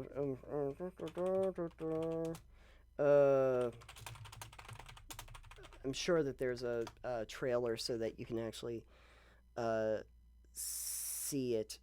Oh, is that the old one? That's probably the old one. But the idea is you could build like traps and stuff like that, and then the little zombies like come along and they fall into all the traps. And there was just cool stuff about it that you don't really get in the battle royale mode anyway. And uh, yeah, 2017. That sounds about right. Um, oh yeah, and then there's the zombies that come in. Yeah, and the zombies are mean. You gotta do stuff about it. Um, this what I will post is the actual official cinematic trailer from 2017. Let me see if I can post this here. But you see stuff in that particular trailer where they're fighting off these giant monsters and stuff like that, and that was actually the idea behind it originally. That game will probably never actually come to fruition. At least in the way that Battle Royale did. Which is why when like they start talking about how, hey guys, guess how cool it is that Oh, is this the game? This is a better trailer. I'll post this instead. Um, there's going to be a battle royale mode in Fallout. I'm like, well, okay, so apparently that's where all the development is going to go to. It's just going to be there. Um, yeah, that's the actual gameplay trailer. Um, and this was what the game was supposed to be. This was legitimately what the game was supposed to be about, and it did look cool. It really did. Um, but there's a big Now concern. there is a game out that does pretty much what Fortnite wanted to do. Oh, there is.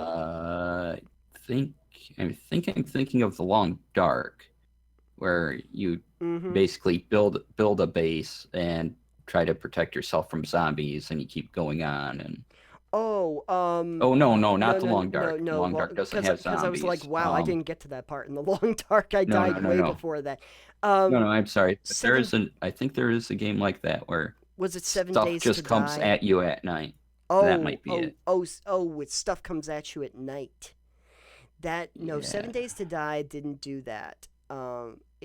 It did have more of a Minecraft feel. I mean, Minecraft does do that. Like stuff will come Oh at you yeah, at that's night. true. Yeah. But I'm trying to think what else would be similar to that, where Uh, stuff comes out at you at night. I mean, I certainly hope something would because it wasn't a bad concept for a game. Um, and oh, it I may have been thinking of Dying Light.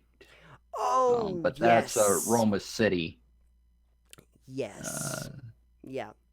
Dying Light was that's still not good. quite the same thing, but Not quite. No, because you didn't really build bases in it. But no, yeah, no. What you're thinking uh, about with the fact that at night the whole game essentially changes.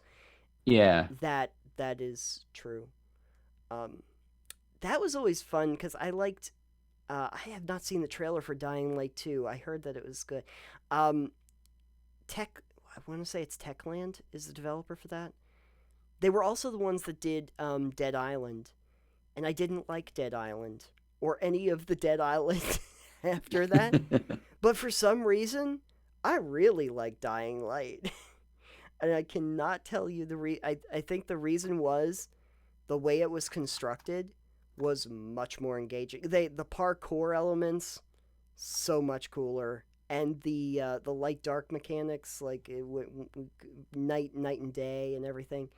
Um, and I think the reason why I didn't like uh, Dead Island was because I have a thing about games where they're like, hey, you level up, and then everything else around you levels up too. And because I'm like, well, what's the point of leveling up in order to do that? The only game that I've really been able to give a pass for it was Borderlands. But that's just because it's Borderlands, and it means you get some awesome new guns. If I found out that the guns were literally all the same, they just had a slightly better stats every single time, which is basically what happened with Dead Island. I would probably not be as happy with it.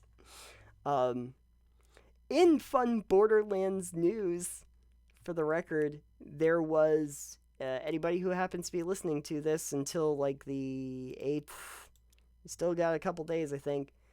But there is a literal new piece of content, a new add on for Borderlands 2 that you can download for free until July 8th. And I know, and I've played it, and it's pretty cool. But I was like, I was so surprised. I went on my store one day, and hmm and there was this thing. It's like Borderlands 2, Commander Lilith and the fight for Sanctuary. I'm like, what's this? And it's like, oh yeah, no, this is new content for Borderlands 2. And I'm like, what? Borderlands 2? What are you talking about? Borderlands 2 came out, if I'm looking at it, a long time ago. 2012. Yeah, Borderlands 2 came out in Yeah. 2012. So the idea that, like, 7 years later, here's some brand new content for you with like a new a level of loot that they had, the effervescent loot, which actually drops real frequently. And raising the level cap, and they did all of these things for it. It's like now you can be level 80. It's like 7 years later, I get to be a level 80 character. Man, that's just great. But the reason why they did it is because it actually informs the story of Borderlands 3. They wanted to Hmm. create a piece of content that actually kind of shows where all the characters are leading up to Borderlands 3. And in some ways, I think also mesh the other story elements that you might have lost in pre sequel or Tales from the Borderlands, because some of those characters and story points start to come into it. Um, Vaughn is actually in that game, and you would have only seen him in Tales of the Borderlands. And they get around to talking about like how Scooter is dead, which didn't happen until Tales of the Borderlands, so well past the other stuff. So they kind of get everybody into the place where you kind of know what's happening, so that you're ready for Borderlands 3. And I might just say, hats off to Gearbox. That's just brilliant.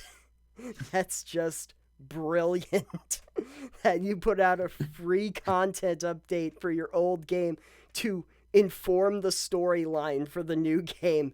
That's just brilliant marketing. I love it.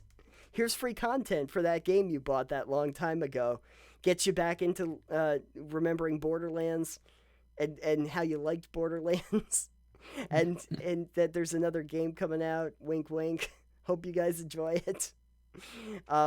Yeah, real good. Mm. It was real fun, and I'm glad that I got to play it. I played through the campaign on True Vault Hunter because I knew I couldn't do it on Ultimate, but I did get pretty far on Ultimate. Mm. That last boss is really hard. They're like plant creatures now. It's dangerous. Anywho, and actually, just recently they had updated those two games, Borderlands 2 and prequel, to 4K Ultra HD, so you can play them in beautiful 4K if you have the capability now. And then they re-released the original Borderlands with the skins and the hats, and the quality of life increases, that you can actually change your heads and your skins and stuff like that. Oh, that's cool. Yeah, so you can go back and you can play that in full 4K Ultra HD as well, with new UI and stuff like that. All the whole thing, as well as all of the additional add-on content that they put in. So it's been a really good year for Borderlands fans. Actually, you got a remastered original Borderlands with like updated functionality, and you got new content for Borderlands 2, a 4K update for 2 and pre-sequel, and you're gonna get Borderlands 3 soon. It's a good time to be alive for Borderlands, Right. folks. Um, I'm looking forward to Borderlands. I'm still looking forward to Borderlands 3. It's one of the few games I'm still looking forward to. Yeah. Yeah. There's a handful. Um, I think for me, it's pretty much let's see, Borderlands 3, um, Cyberpunk 2077, and Outer Worlds. I think that's pretty much it. I'm looking forward to those three. I'll think of something else. Oh, Pokemon. That's right. I forgot. I'm looking Yeah. forward to. I forgot the Pokemon. But besides Animal Crossing, I should ask if there's anything else that you're really looking forward to before like the year is out. Let's see. I, you know, the remake of the Zelda game and the remake of Final Mm. Fantasy VII, and Mm-hmm. both of those, I didn't think I'd be looking forward to remakes in such a way, but the things they're doing to them is just enough where I'm going, you know what, that might be fun. And Yeah, yeah. I have to agree. It's kind of strange when remakes of games become more interesting than new IPs. right. Or just new entries in existing series because like And I want Jedi Fallen Order to be fun and good because I really love Star Wars, and I yeah, just need to see a little more of it, I think. I need to see a little bit more. I need to feel a little bit more jazzed about it Yeah. because like when I saw it because I know that they wanted it to be like, oh wow, look at this, and I'm like, yeah, I mean, I liked Force Unleashed. This kind of looks like that, but Yeah. Yep. but and I mean, I remember like Jedi Knight, like yeah, I mean Jedi Academy, like I remember these things, so yeah, I just get the feeling like EA wants you to forget that any of that existed. Forget that these games existed. Look at what you can do now. It's like, okay. I mean, the saving grace, as far as I can tell, is that it's being done by Respawn, and Respawn is a hmm really good dev house. I really want to give them all the credit in the world, and I'm glad that they got their chance to make a Star Wars game. And I really hope that they don't get tangled up too much in the intricacies of EA politics in order to make that happen. Um, because man, it feels like some of their other Star Wars IPs took down a lot of studios in their employ. Yeah. Yeah. When I played I the suppose. I was just gonna say when I played Battlefront 2 and I saw that Criterion hmm was attached, I was like, oh god damn you EA for taking a Criterion down with you Oh, for yeah. that game. I love Criterion. How dare you? But um Oh, I also have some interest in Cyberpunk 2077, mainly mhm. because it's a CD Project Red. Yeah, and it looks very It ambitious. looks cool. Looks Yeah. very And then ambitious. the Miyazaki game, Elden Ring. Oh, I don't know if I saw much about Elden Ring. I should probably look at that. Miyazaki. Yeah. Oh, Yeah. right. And these That's are things I'm interested in, but just, whereas Final Fantasy VII Remake, I'm like, I'm probably going to buy this. These other two, I'm a little on the fence on yet. yeah. I mean, the thing about it is, if I was more into Dark Souls, I'd be so on board for that. Um, hmm but I was never really a big fan of like the Souls universe that they built. So I can't really say. I am really interested though that George R. R. Martin was writing it. That's neat. He's actually credited as a writer on Elden Yeah. Ring. Yeah. I guess he was doing that rather than writing the Game of Thrones books. Right. What's gee, George R. R. Martin should get done with finishing the oh, he's been writing a video game? Oh, okay. I guess that explains that. I mean, there are some other games that are interesting to me, but I don't hmm know if I'm like really like totally of course, now that I'm looking at like other things that people search for when they search for Elden Ring, Dying Light 2. Okay, that does interest me. Oh, Vampire the Masquerade Bloodlines 2. That does interest me because I did like Bloodlines. So the fact that they're making a second one, it did look good. I saw some of the trailers. Yeah. Doom Yeah. Eternal does look good. I'll give them that. Watch Dogs Legion looks insane. it's, that just looks crazy, and I'm all for it. Watch Dogs is a weird series, man. I just, but it does my. The picture that they have for Watchdog Legion is like literally a pig with an eye patch and a cigar in his snout. If you ever wanted to know what kind of game this is gonna be, there you go, man. Well, the thing that they're doing for Watch Dogs Legion, I don't know why. Literally, like any NPC you can switch to in the game. You can literally play like any Oh NPC. right, yeah, I did see the trailer for that. Then, Yeah, yeah, yeah, yeah. that was kind of cool seeing them switch between guys like that. Yeah, I don't really Yeah. know how functionally it's gonna work, but yeah, I'm sure there's something cool there. I mean, it's been a trajectory from Watch Dogs to Watch Dogs 2 was good. The first one was kind of lackluster. Second one was much better and more fun. I think that they probably just decided, you know what? Screw it. We're just going for Ubisoft's like, you know what? This is just our crazy series. We're just going to go for it. Now, what can we have? Let's have a pig with an eye patch and a smoking a cigar. Let's go for it. What else is in here? Final Fantasy VII Remake, Marvel's Avengers. Yep, Cyberpunk, Tales of Arise. Oh, is that the next part of the Tales? I do like the Tales series, so I might have to. I'm gonna imagine that that's for Switch. I'll have to look that. Death Stranding still looks really, really, really weird. I don't know how I feel about Death Stranding. Let's see. Um, but let's see. Tales of Arise. Oh yeah, I mean, oh, it'll be on Xbox One. I can play it. Oh, See, Death Stranding. Yeah, okay. I yeah, I yeah. had it.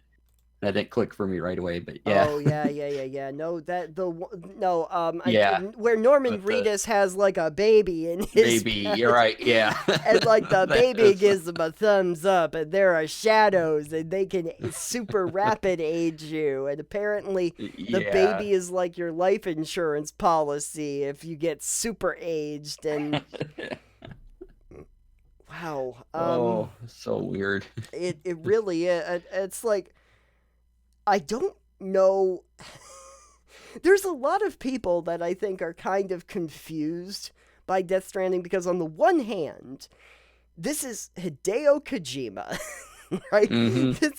This is the Hideo Kojima, and and like Guillermo del Toro is involved with this. Norman Reedus. There's a huge plethora of very talented artists that are doing this game. And people know that, and people love their work. And then you see the game, and you're like, what the hell is this? I am Right. so confused. But, and granted, granted, Kojima's games are usually confusing. Yeah. It's not like Metal Gear is a straightforward story. It's a confusing saga. But this is just really weird.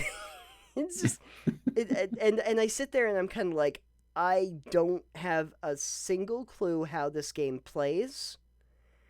I don't know what I'm actually doing.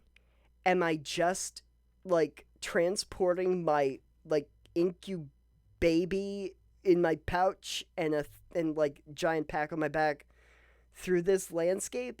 I don't know if that's going to be fun. I don't know if that's going to be engaging. I'm confused. Um, so I don't know. It's probably something that I'll have to check out at some point, but I'm in no real rush. You're right. Tales of Arise sounds good. 2020. We don't really know much about it though. That's a problem. If you're not familiar with the Tales series, I should say that as a person who traditionally does not like JRPGs, it's a really good JRPG series. Like it really is one of those. It is like if you're not totally on board for like the Japanese RPG model of design, if you're not used to like old school Final Fantasy and that kind of thing, Hmm. Tales is a really good alternative because so much of that combat is super fast, real time combat, um, and things are just way more streamlined, but still with this very big, very epic storyline and interesting characters. Um, and every time they do a Tales game, they always kind of have like a new. It's like Final Fantasy. There's elements that you're very familiar with, but it's a whole new story, a whole new world, and and they do this neat thing that I always liked, where you would get grade. You would basically get graded at the end of each battle, and based on what you did for grades at the end of the game, and they are not short games. I played Tales of Symphonia. That was an 80-hour game. But at the end of the game, they'll basically give you a number of points for grade. And if you want to start a new game from scratch, you have all of these bonuses you can buy with the grade from that previous playthrough. So you Oh, can, wow. yeah, it's really neat. So like after you've played and you've gotten all of these things, you've gotten all of these rewards. If you want to go back and try playing the game again, they give you this little great reward where you can pay some grade to do, like, you get 2 times the money from drops. You get 2 times the experience or 5 times the experience or stuff like that. And you can buy multiples of them to like exponentially increase what your rewards are.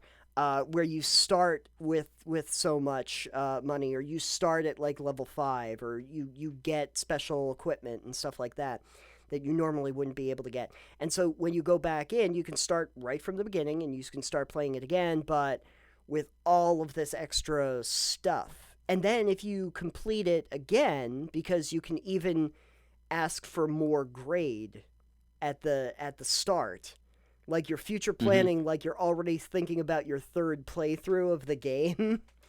Oh, you, wow. you can actually like double the grade that you get, or with the grade points that you have. So if you complete it a second time, which is usually a whole lot easier and a whole lot faster anyway, you now have a ton more grade than you had the first time. And so you can buy so many more upgrades. And if you're wondering how I know that, folks, it's because I was the one who went in to do my third playthrough of Tales of Symphonia. I played the hell out of the game. First playthrough is like an 80-hour game. Second time is another 60 or so. and, and you just want to see Lloyd and Colleen and all of them just beat back the darkness one more time. And then they made a sequel to Symphonia, you bastards. But um, how dare you make me? And how dare you add a mechanic where I get to catch monsters and use them in battle? Oh, wow. Just Yeah. like it was Pokemon. Dare you? But actually, what they did for combat is that most of the encounters that you have, like in the overworld or whatever, are like less than a minute for your combat. You literally would just go into combat like that when you hit like a random encounter. It's Hmm. like side scrolling. And feels almost like a fighter game when you get into it. And so you're like pressing up on the control pad and stuff in order to do the uppercut moves and stuff like that you can all allocate your what moves you want to use. And then like in 40 seconds or something, congratulations, you won, and it will tell you what you did. But even the like major bosses are usually only like 4-minute long battles, because it's just so fast. And so they've changed the combat up in different iterations, but it's always been pretty smooth real time combat, in terms of what they produced. Really neat series. I like it. I'm going to check that out. Mm. So Tales of Symphonia, I should probably start with, or Tales of Symphonia is really good. I'm trying to think how old it was now, because I think I played it back on the GameCube. Um, but I'm trying to think, was it available? Oh yeah, it was available on PlayStation 3 and PlayStation 2 as well. Um, and let's see here. Tales of Symphonia Chronicles was another game. Interesting. The Tales series spans a whole bunch. I'm trying to think which ones I've played so that I can give you a good recommendation here. Symphonia was great. That was really, I think, the one that made the mark for a lot of the Western audience for it. But let's see here if they have a listing of. Oh, Vesperia. I did play some of Vesperia. Did I play Zelia? I don't know if I played Zelia. Dawn of the New World. Yes, that was the sequel to Symphony, I believe. Um, Eternia. That does sound familiar. Abyss. I think I played. Did I play Fantasia? The one that I can say for sure that I played was Symphonia and its sequel. But there was another one that I remember that was really cool, and I really wish I knew which one it was. I think it probably was Fantasia. Um, but it had a slightly different battle system. Instead of being like more of a fighter, like 2D plane sort of thing. Like it almost felt like a Capcom fighter game, which is what you get in Symphonia. It was more like a top down view where you had your characters on one side of the screen going after the other characters on the other side of the screen. So you kind of had a little bit more battle manipulation that you could do. Um, Hmm. and I can't remember which one that was. I want to say that that's probably Fantasia. Main series: Tales of Eternia, Tales of Destiny. Well, if it was Tales of Symphonia, it would have been after that would have been the first one that I did. So anything after that, Tales of Rebirth would have been on portable. So that was on PSP. Legendia and Abyss were released. Abyss was released in the thing. Tales of Innocent. Ooh, no, that was DS. Nope, that was a mobile one. Vesperia was released on the Xbox 360, so I wouldn't have played that. So what would it have been? Oh, maybe it was. This looks familiar. This looks familiar. I think it was Tales of Graces.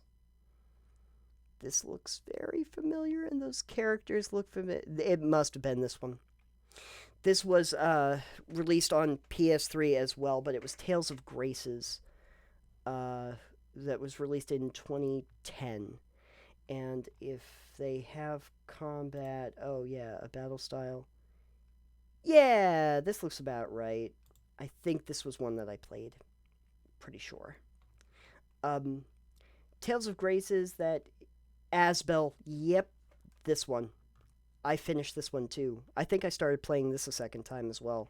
This was real good. Um, Asbel Lant. Asbel befriends an amnesiac girl. Oh, I did like this story. This was a. Oh, I just had a moment. Okay, yeah, no, this had a really neat. I think I remember what happens at the end of this game, and I was like, oh, I got a little choked up for a second there. But Tales of Grace's F was was that one.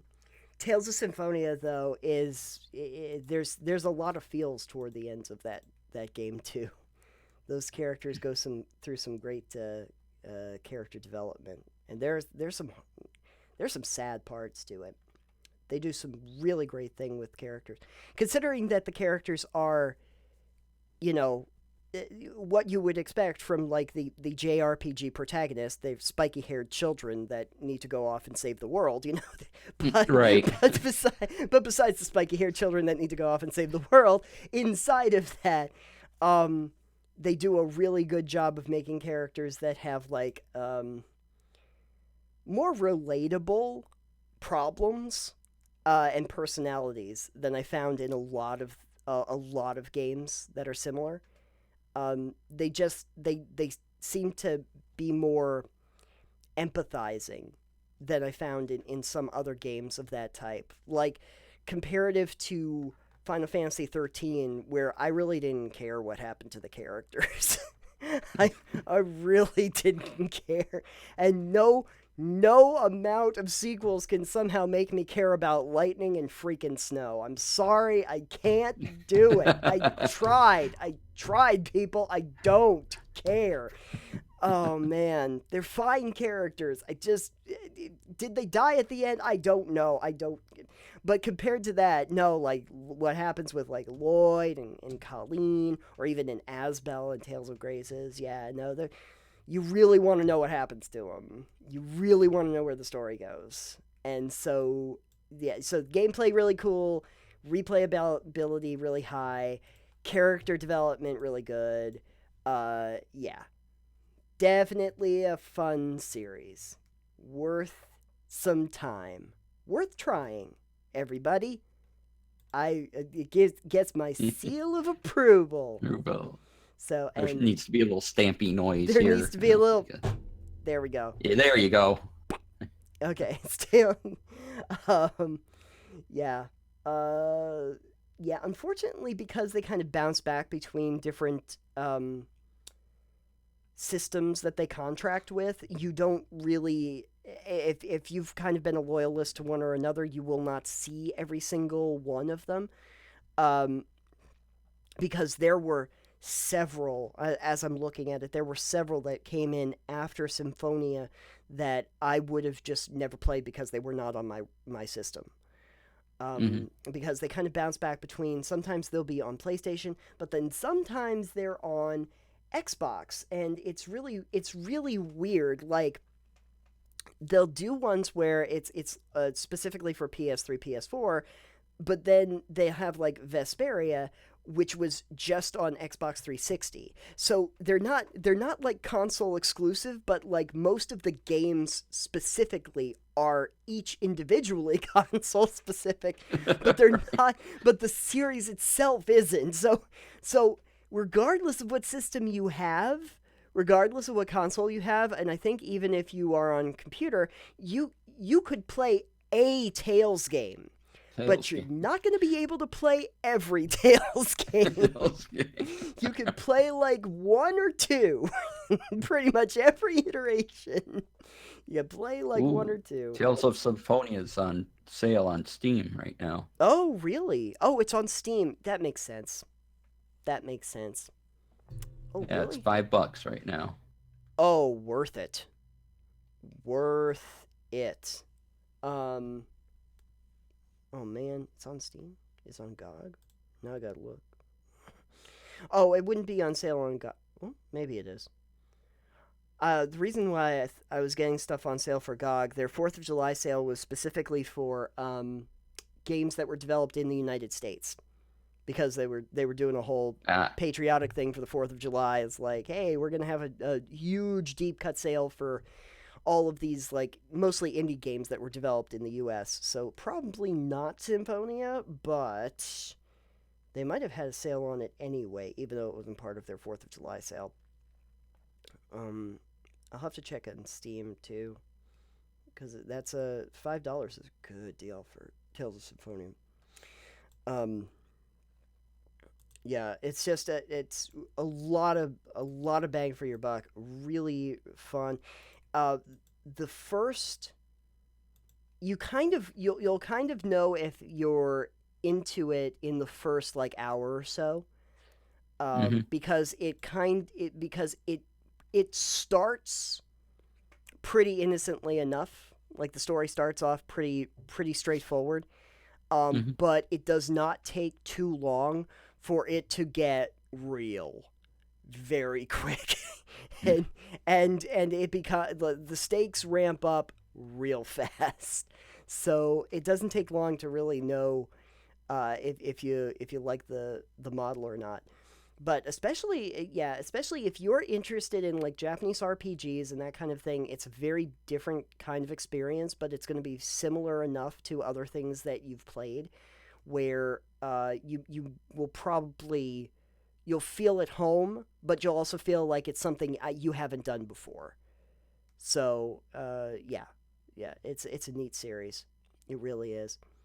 Who was the characters. I'm trying to remember who the main characters. There were like 8 main characters in Tales of Symphonia, and you got to play Lloyd Irving. I remember Lloyd, Colleen, and then who was his little buddy? I can never remember who his little buddy was. That was like the Wonder Kid. There was like the little Wonder Kid, and then his sister was your teacher, and she joined you too, and they were both like academics, so that was fun.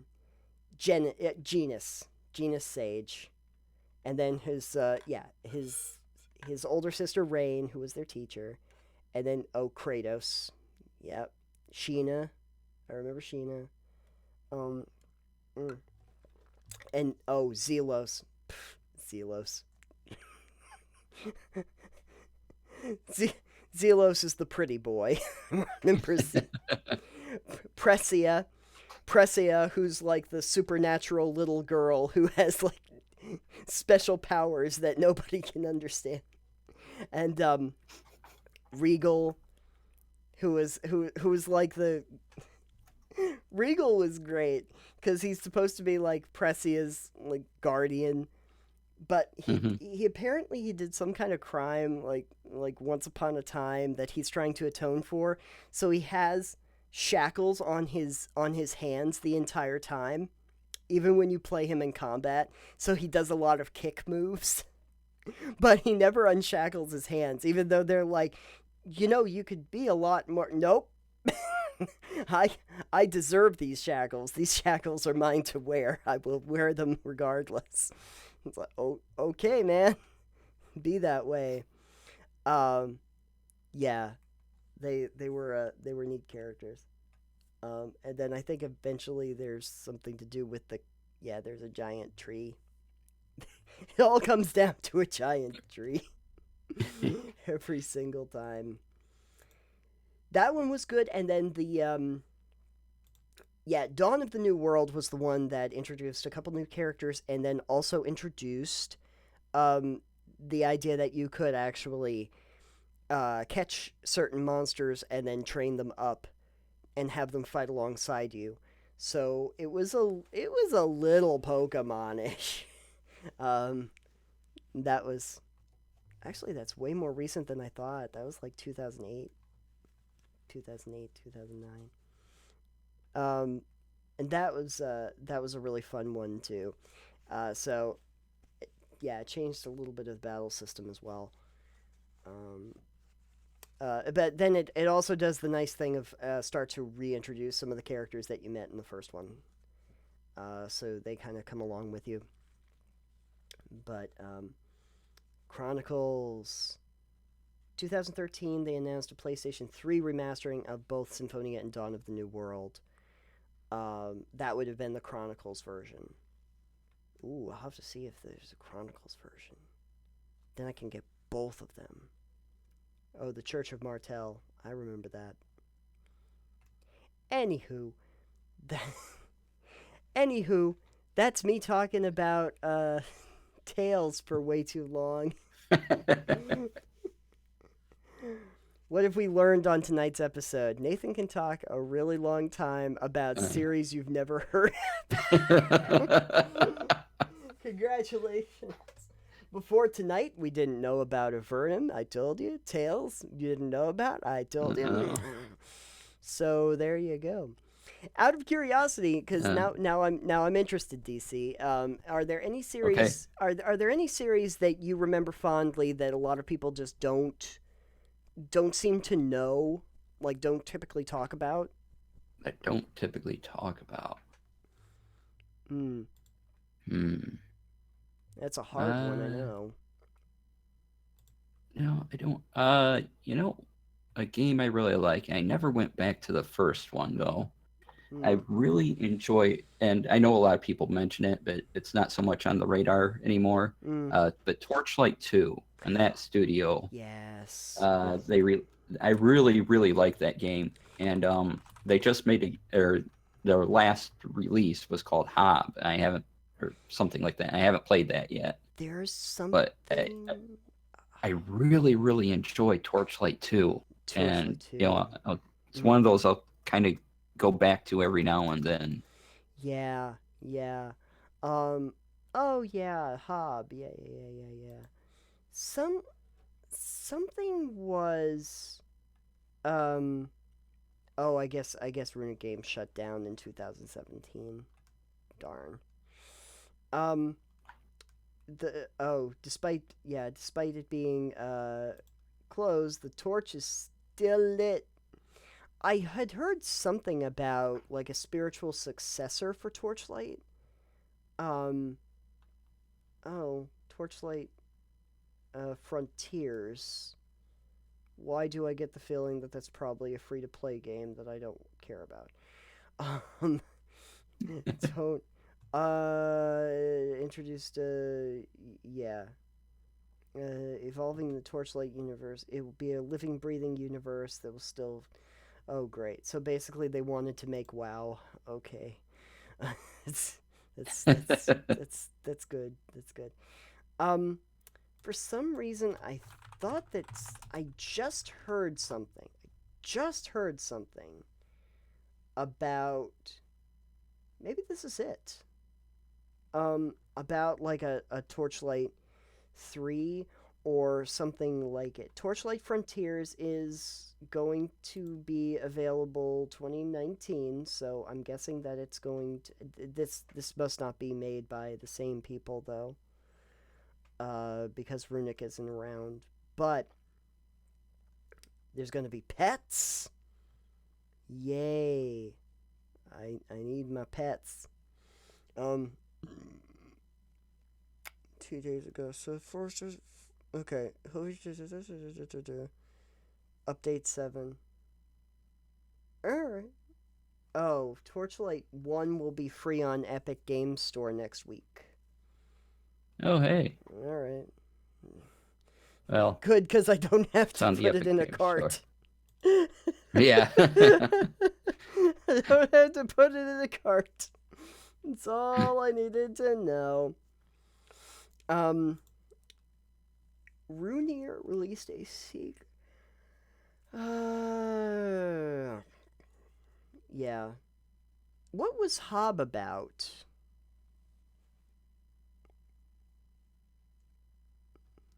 I don't. I'm curious now because I don't think I know that much about that one. Action adventure game. Uh, I can see images will tell me everything. Oh, it's cute. That's all I care about. It's cute.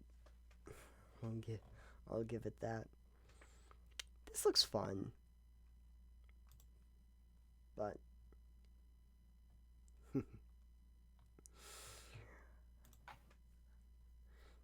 yeah, maybe it was Torchlight Frontiers that I was thinking about when it was coming to a sequel. But that's okay. Uh,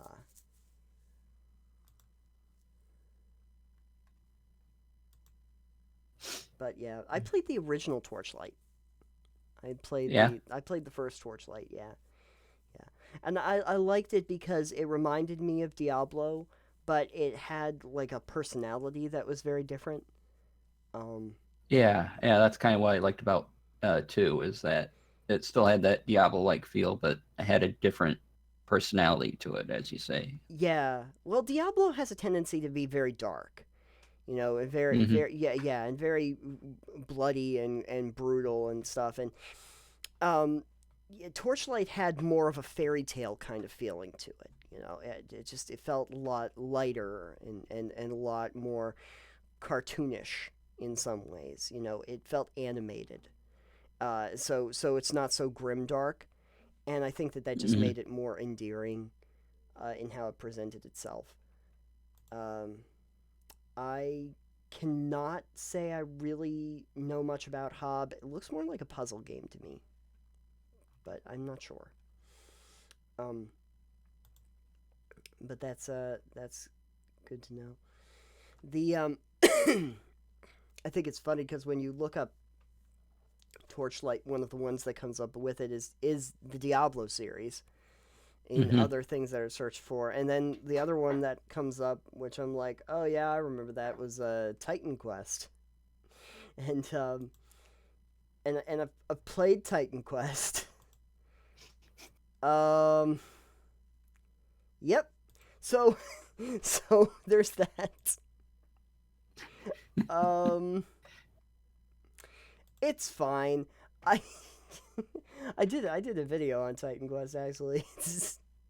Your inventory fills up immediately. It's just it's something else.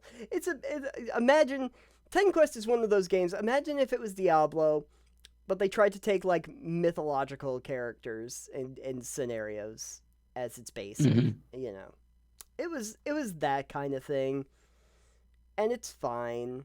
It's just it's fine.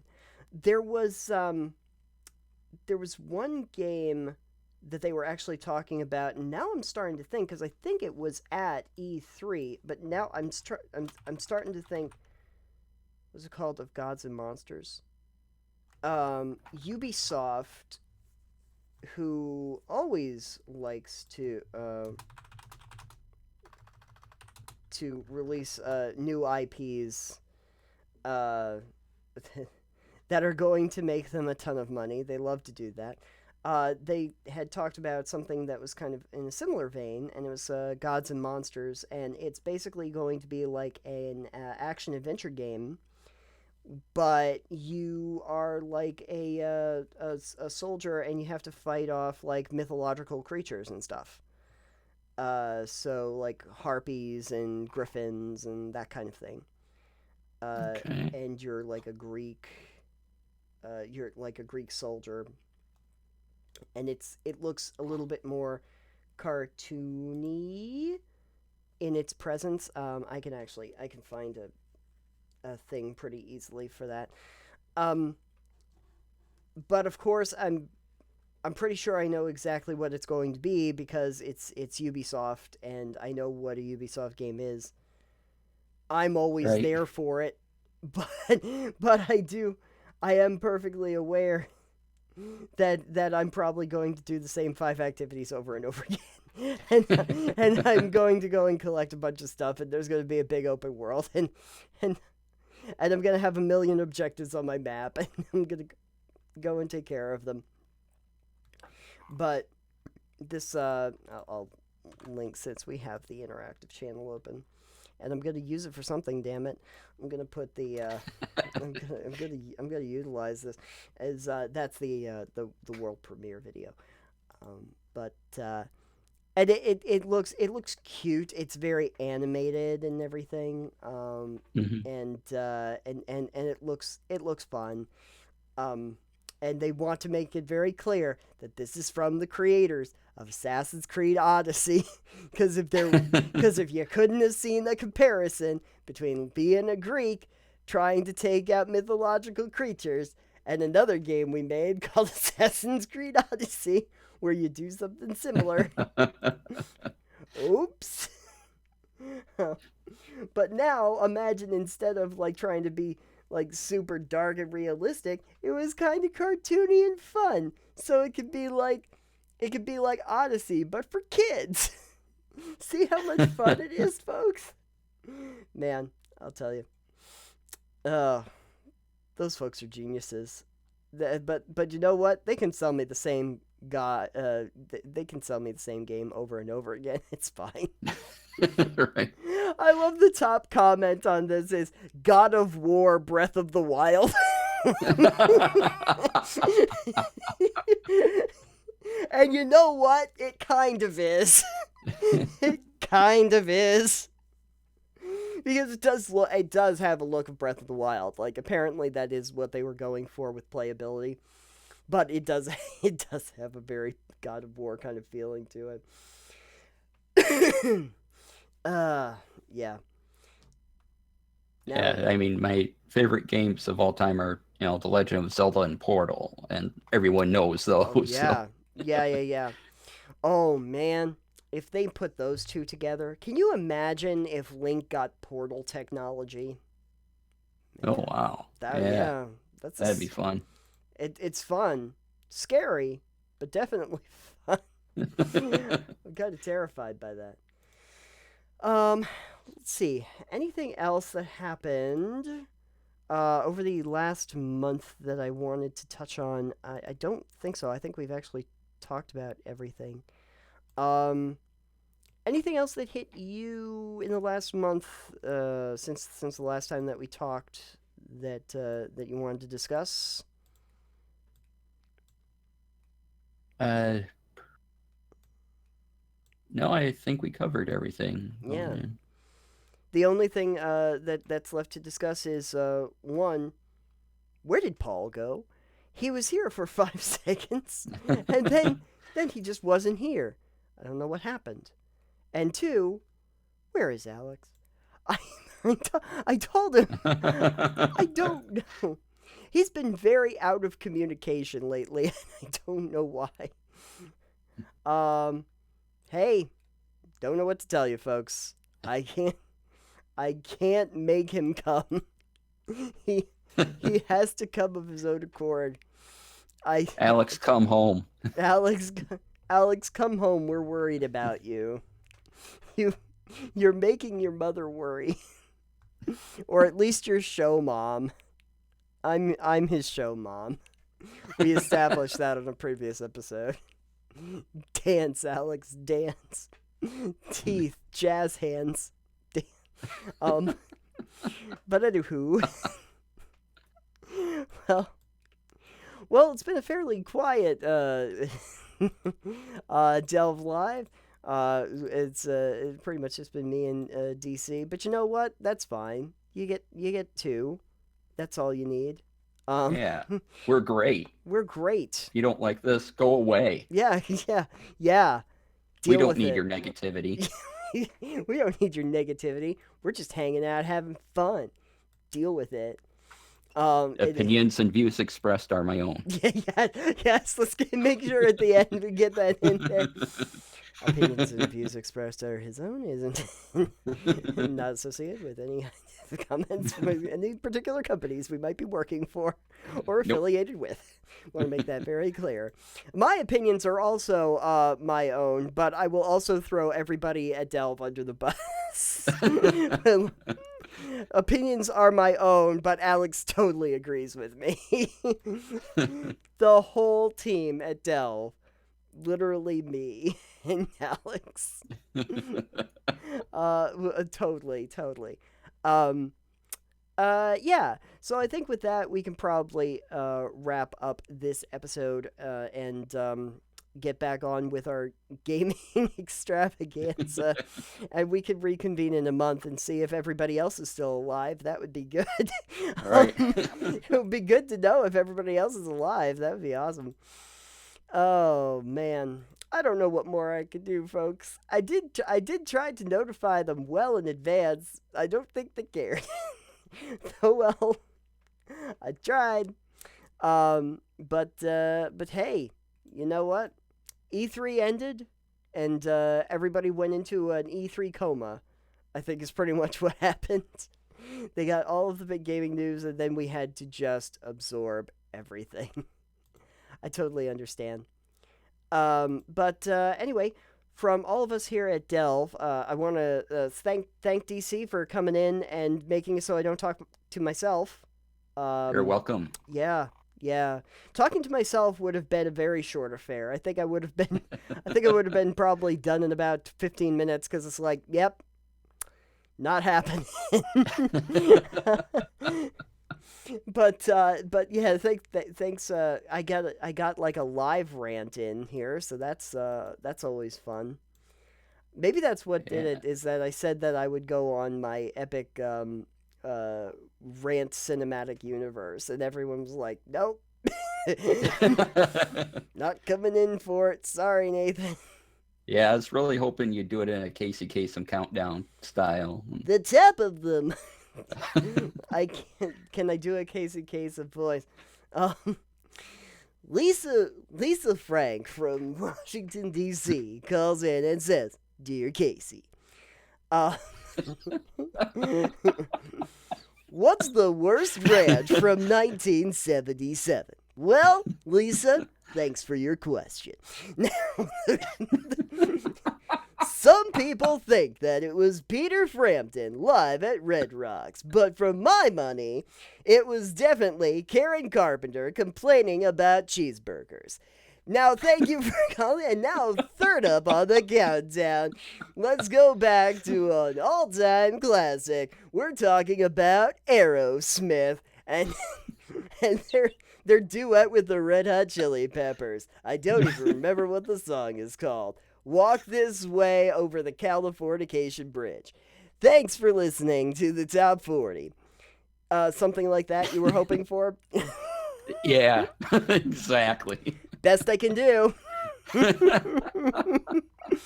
a little nugget at the end of the episode for everybody. Right.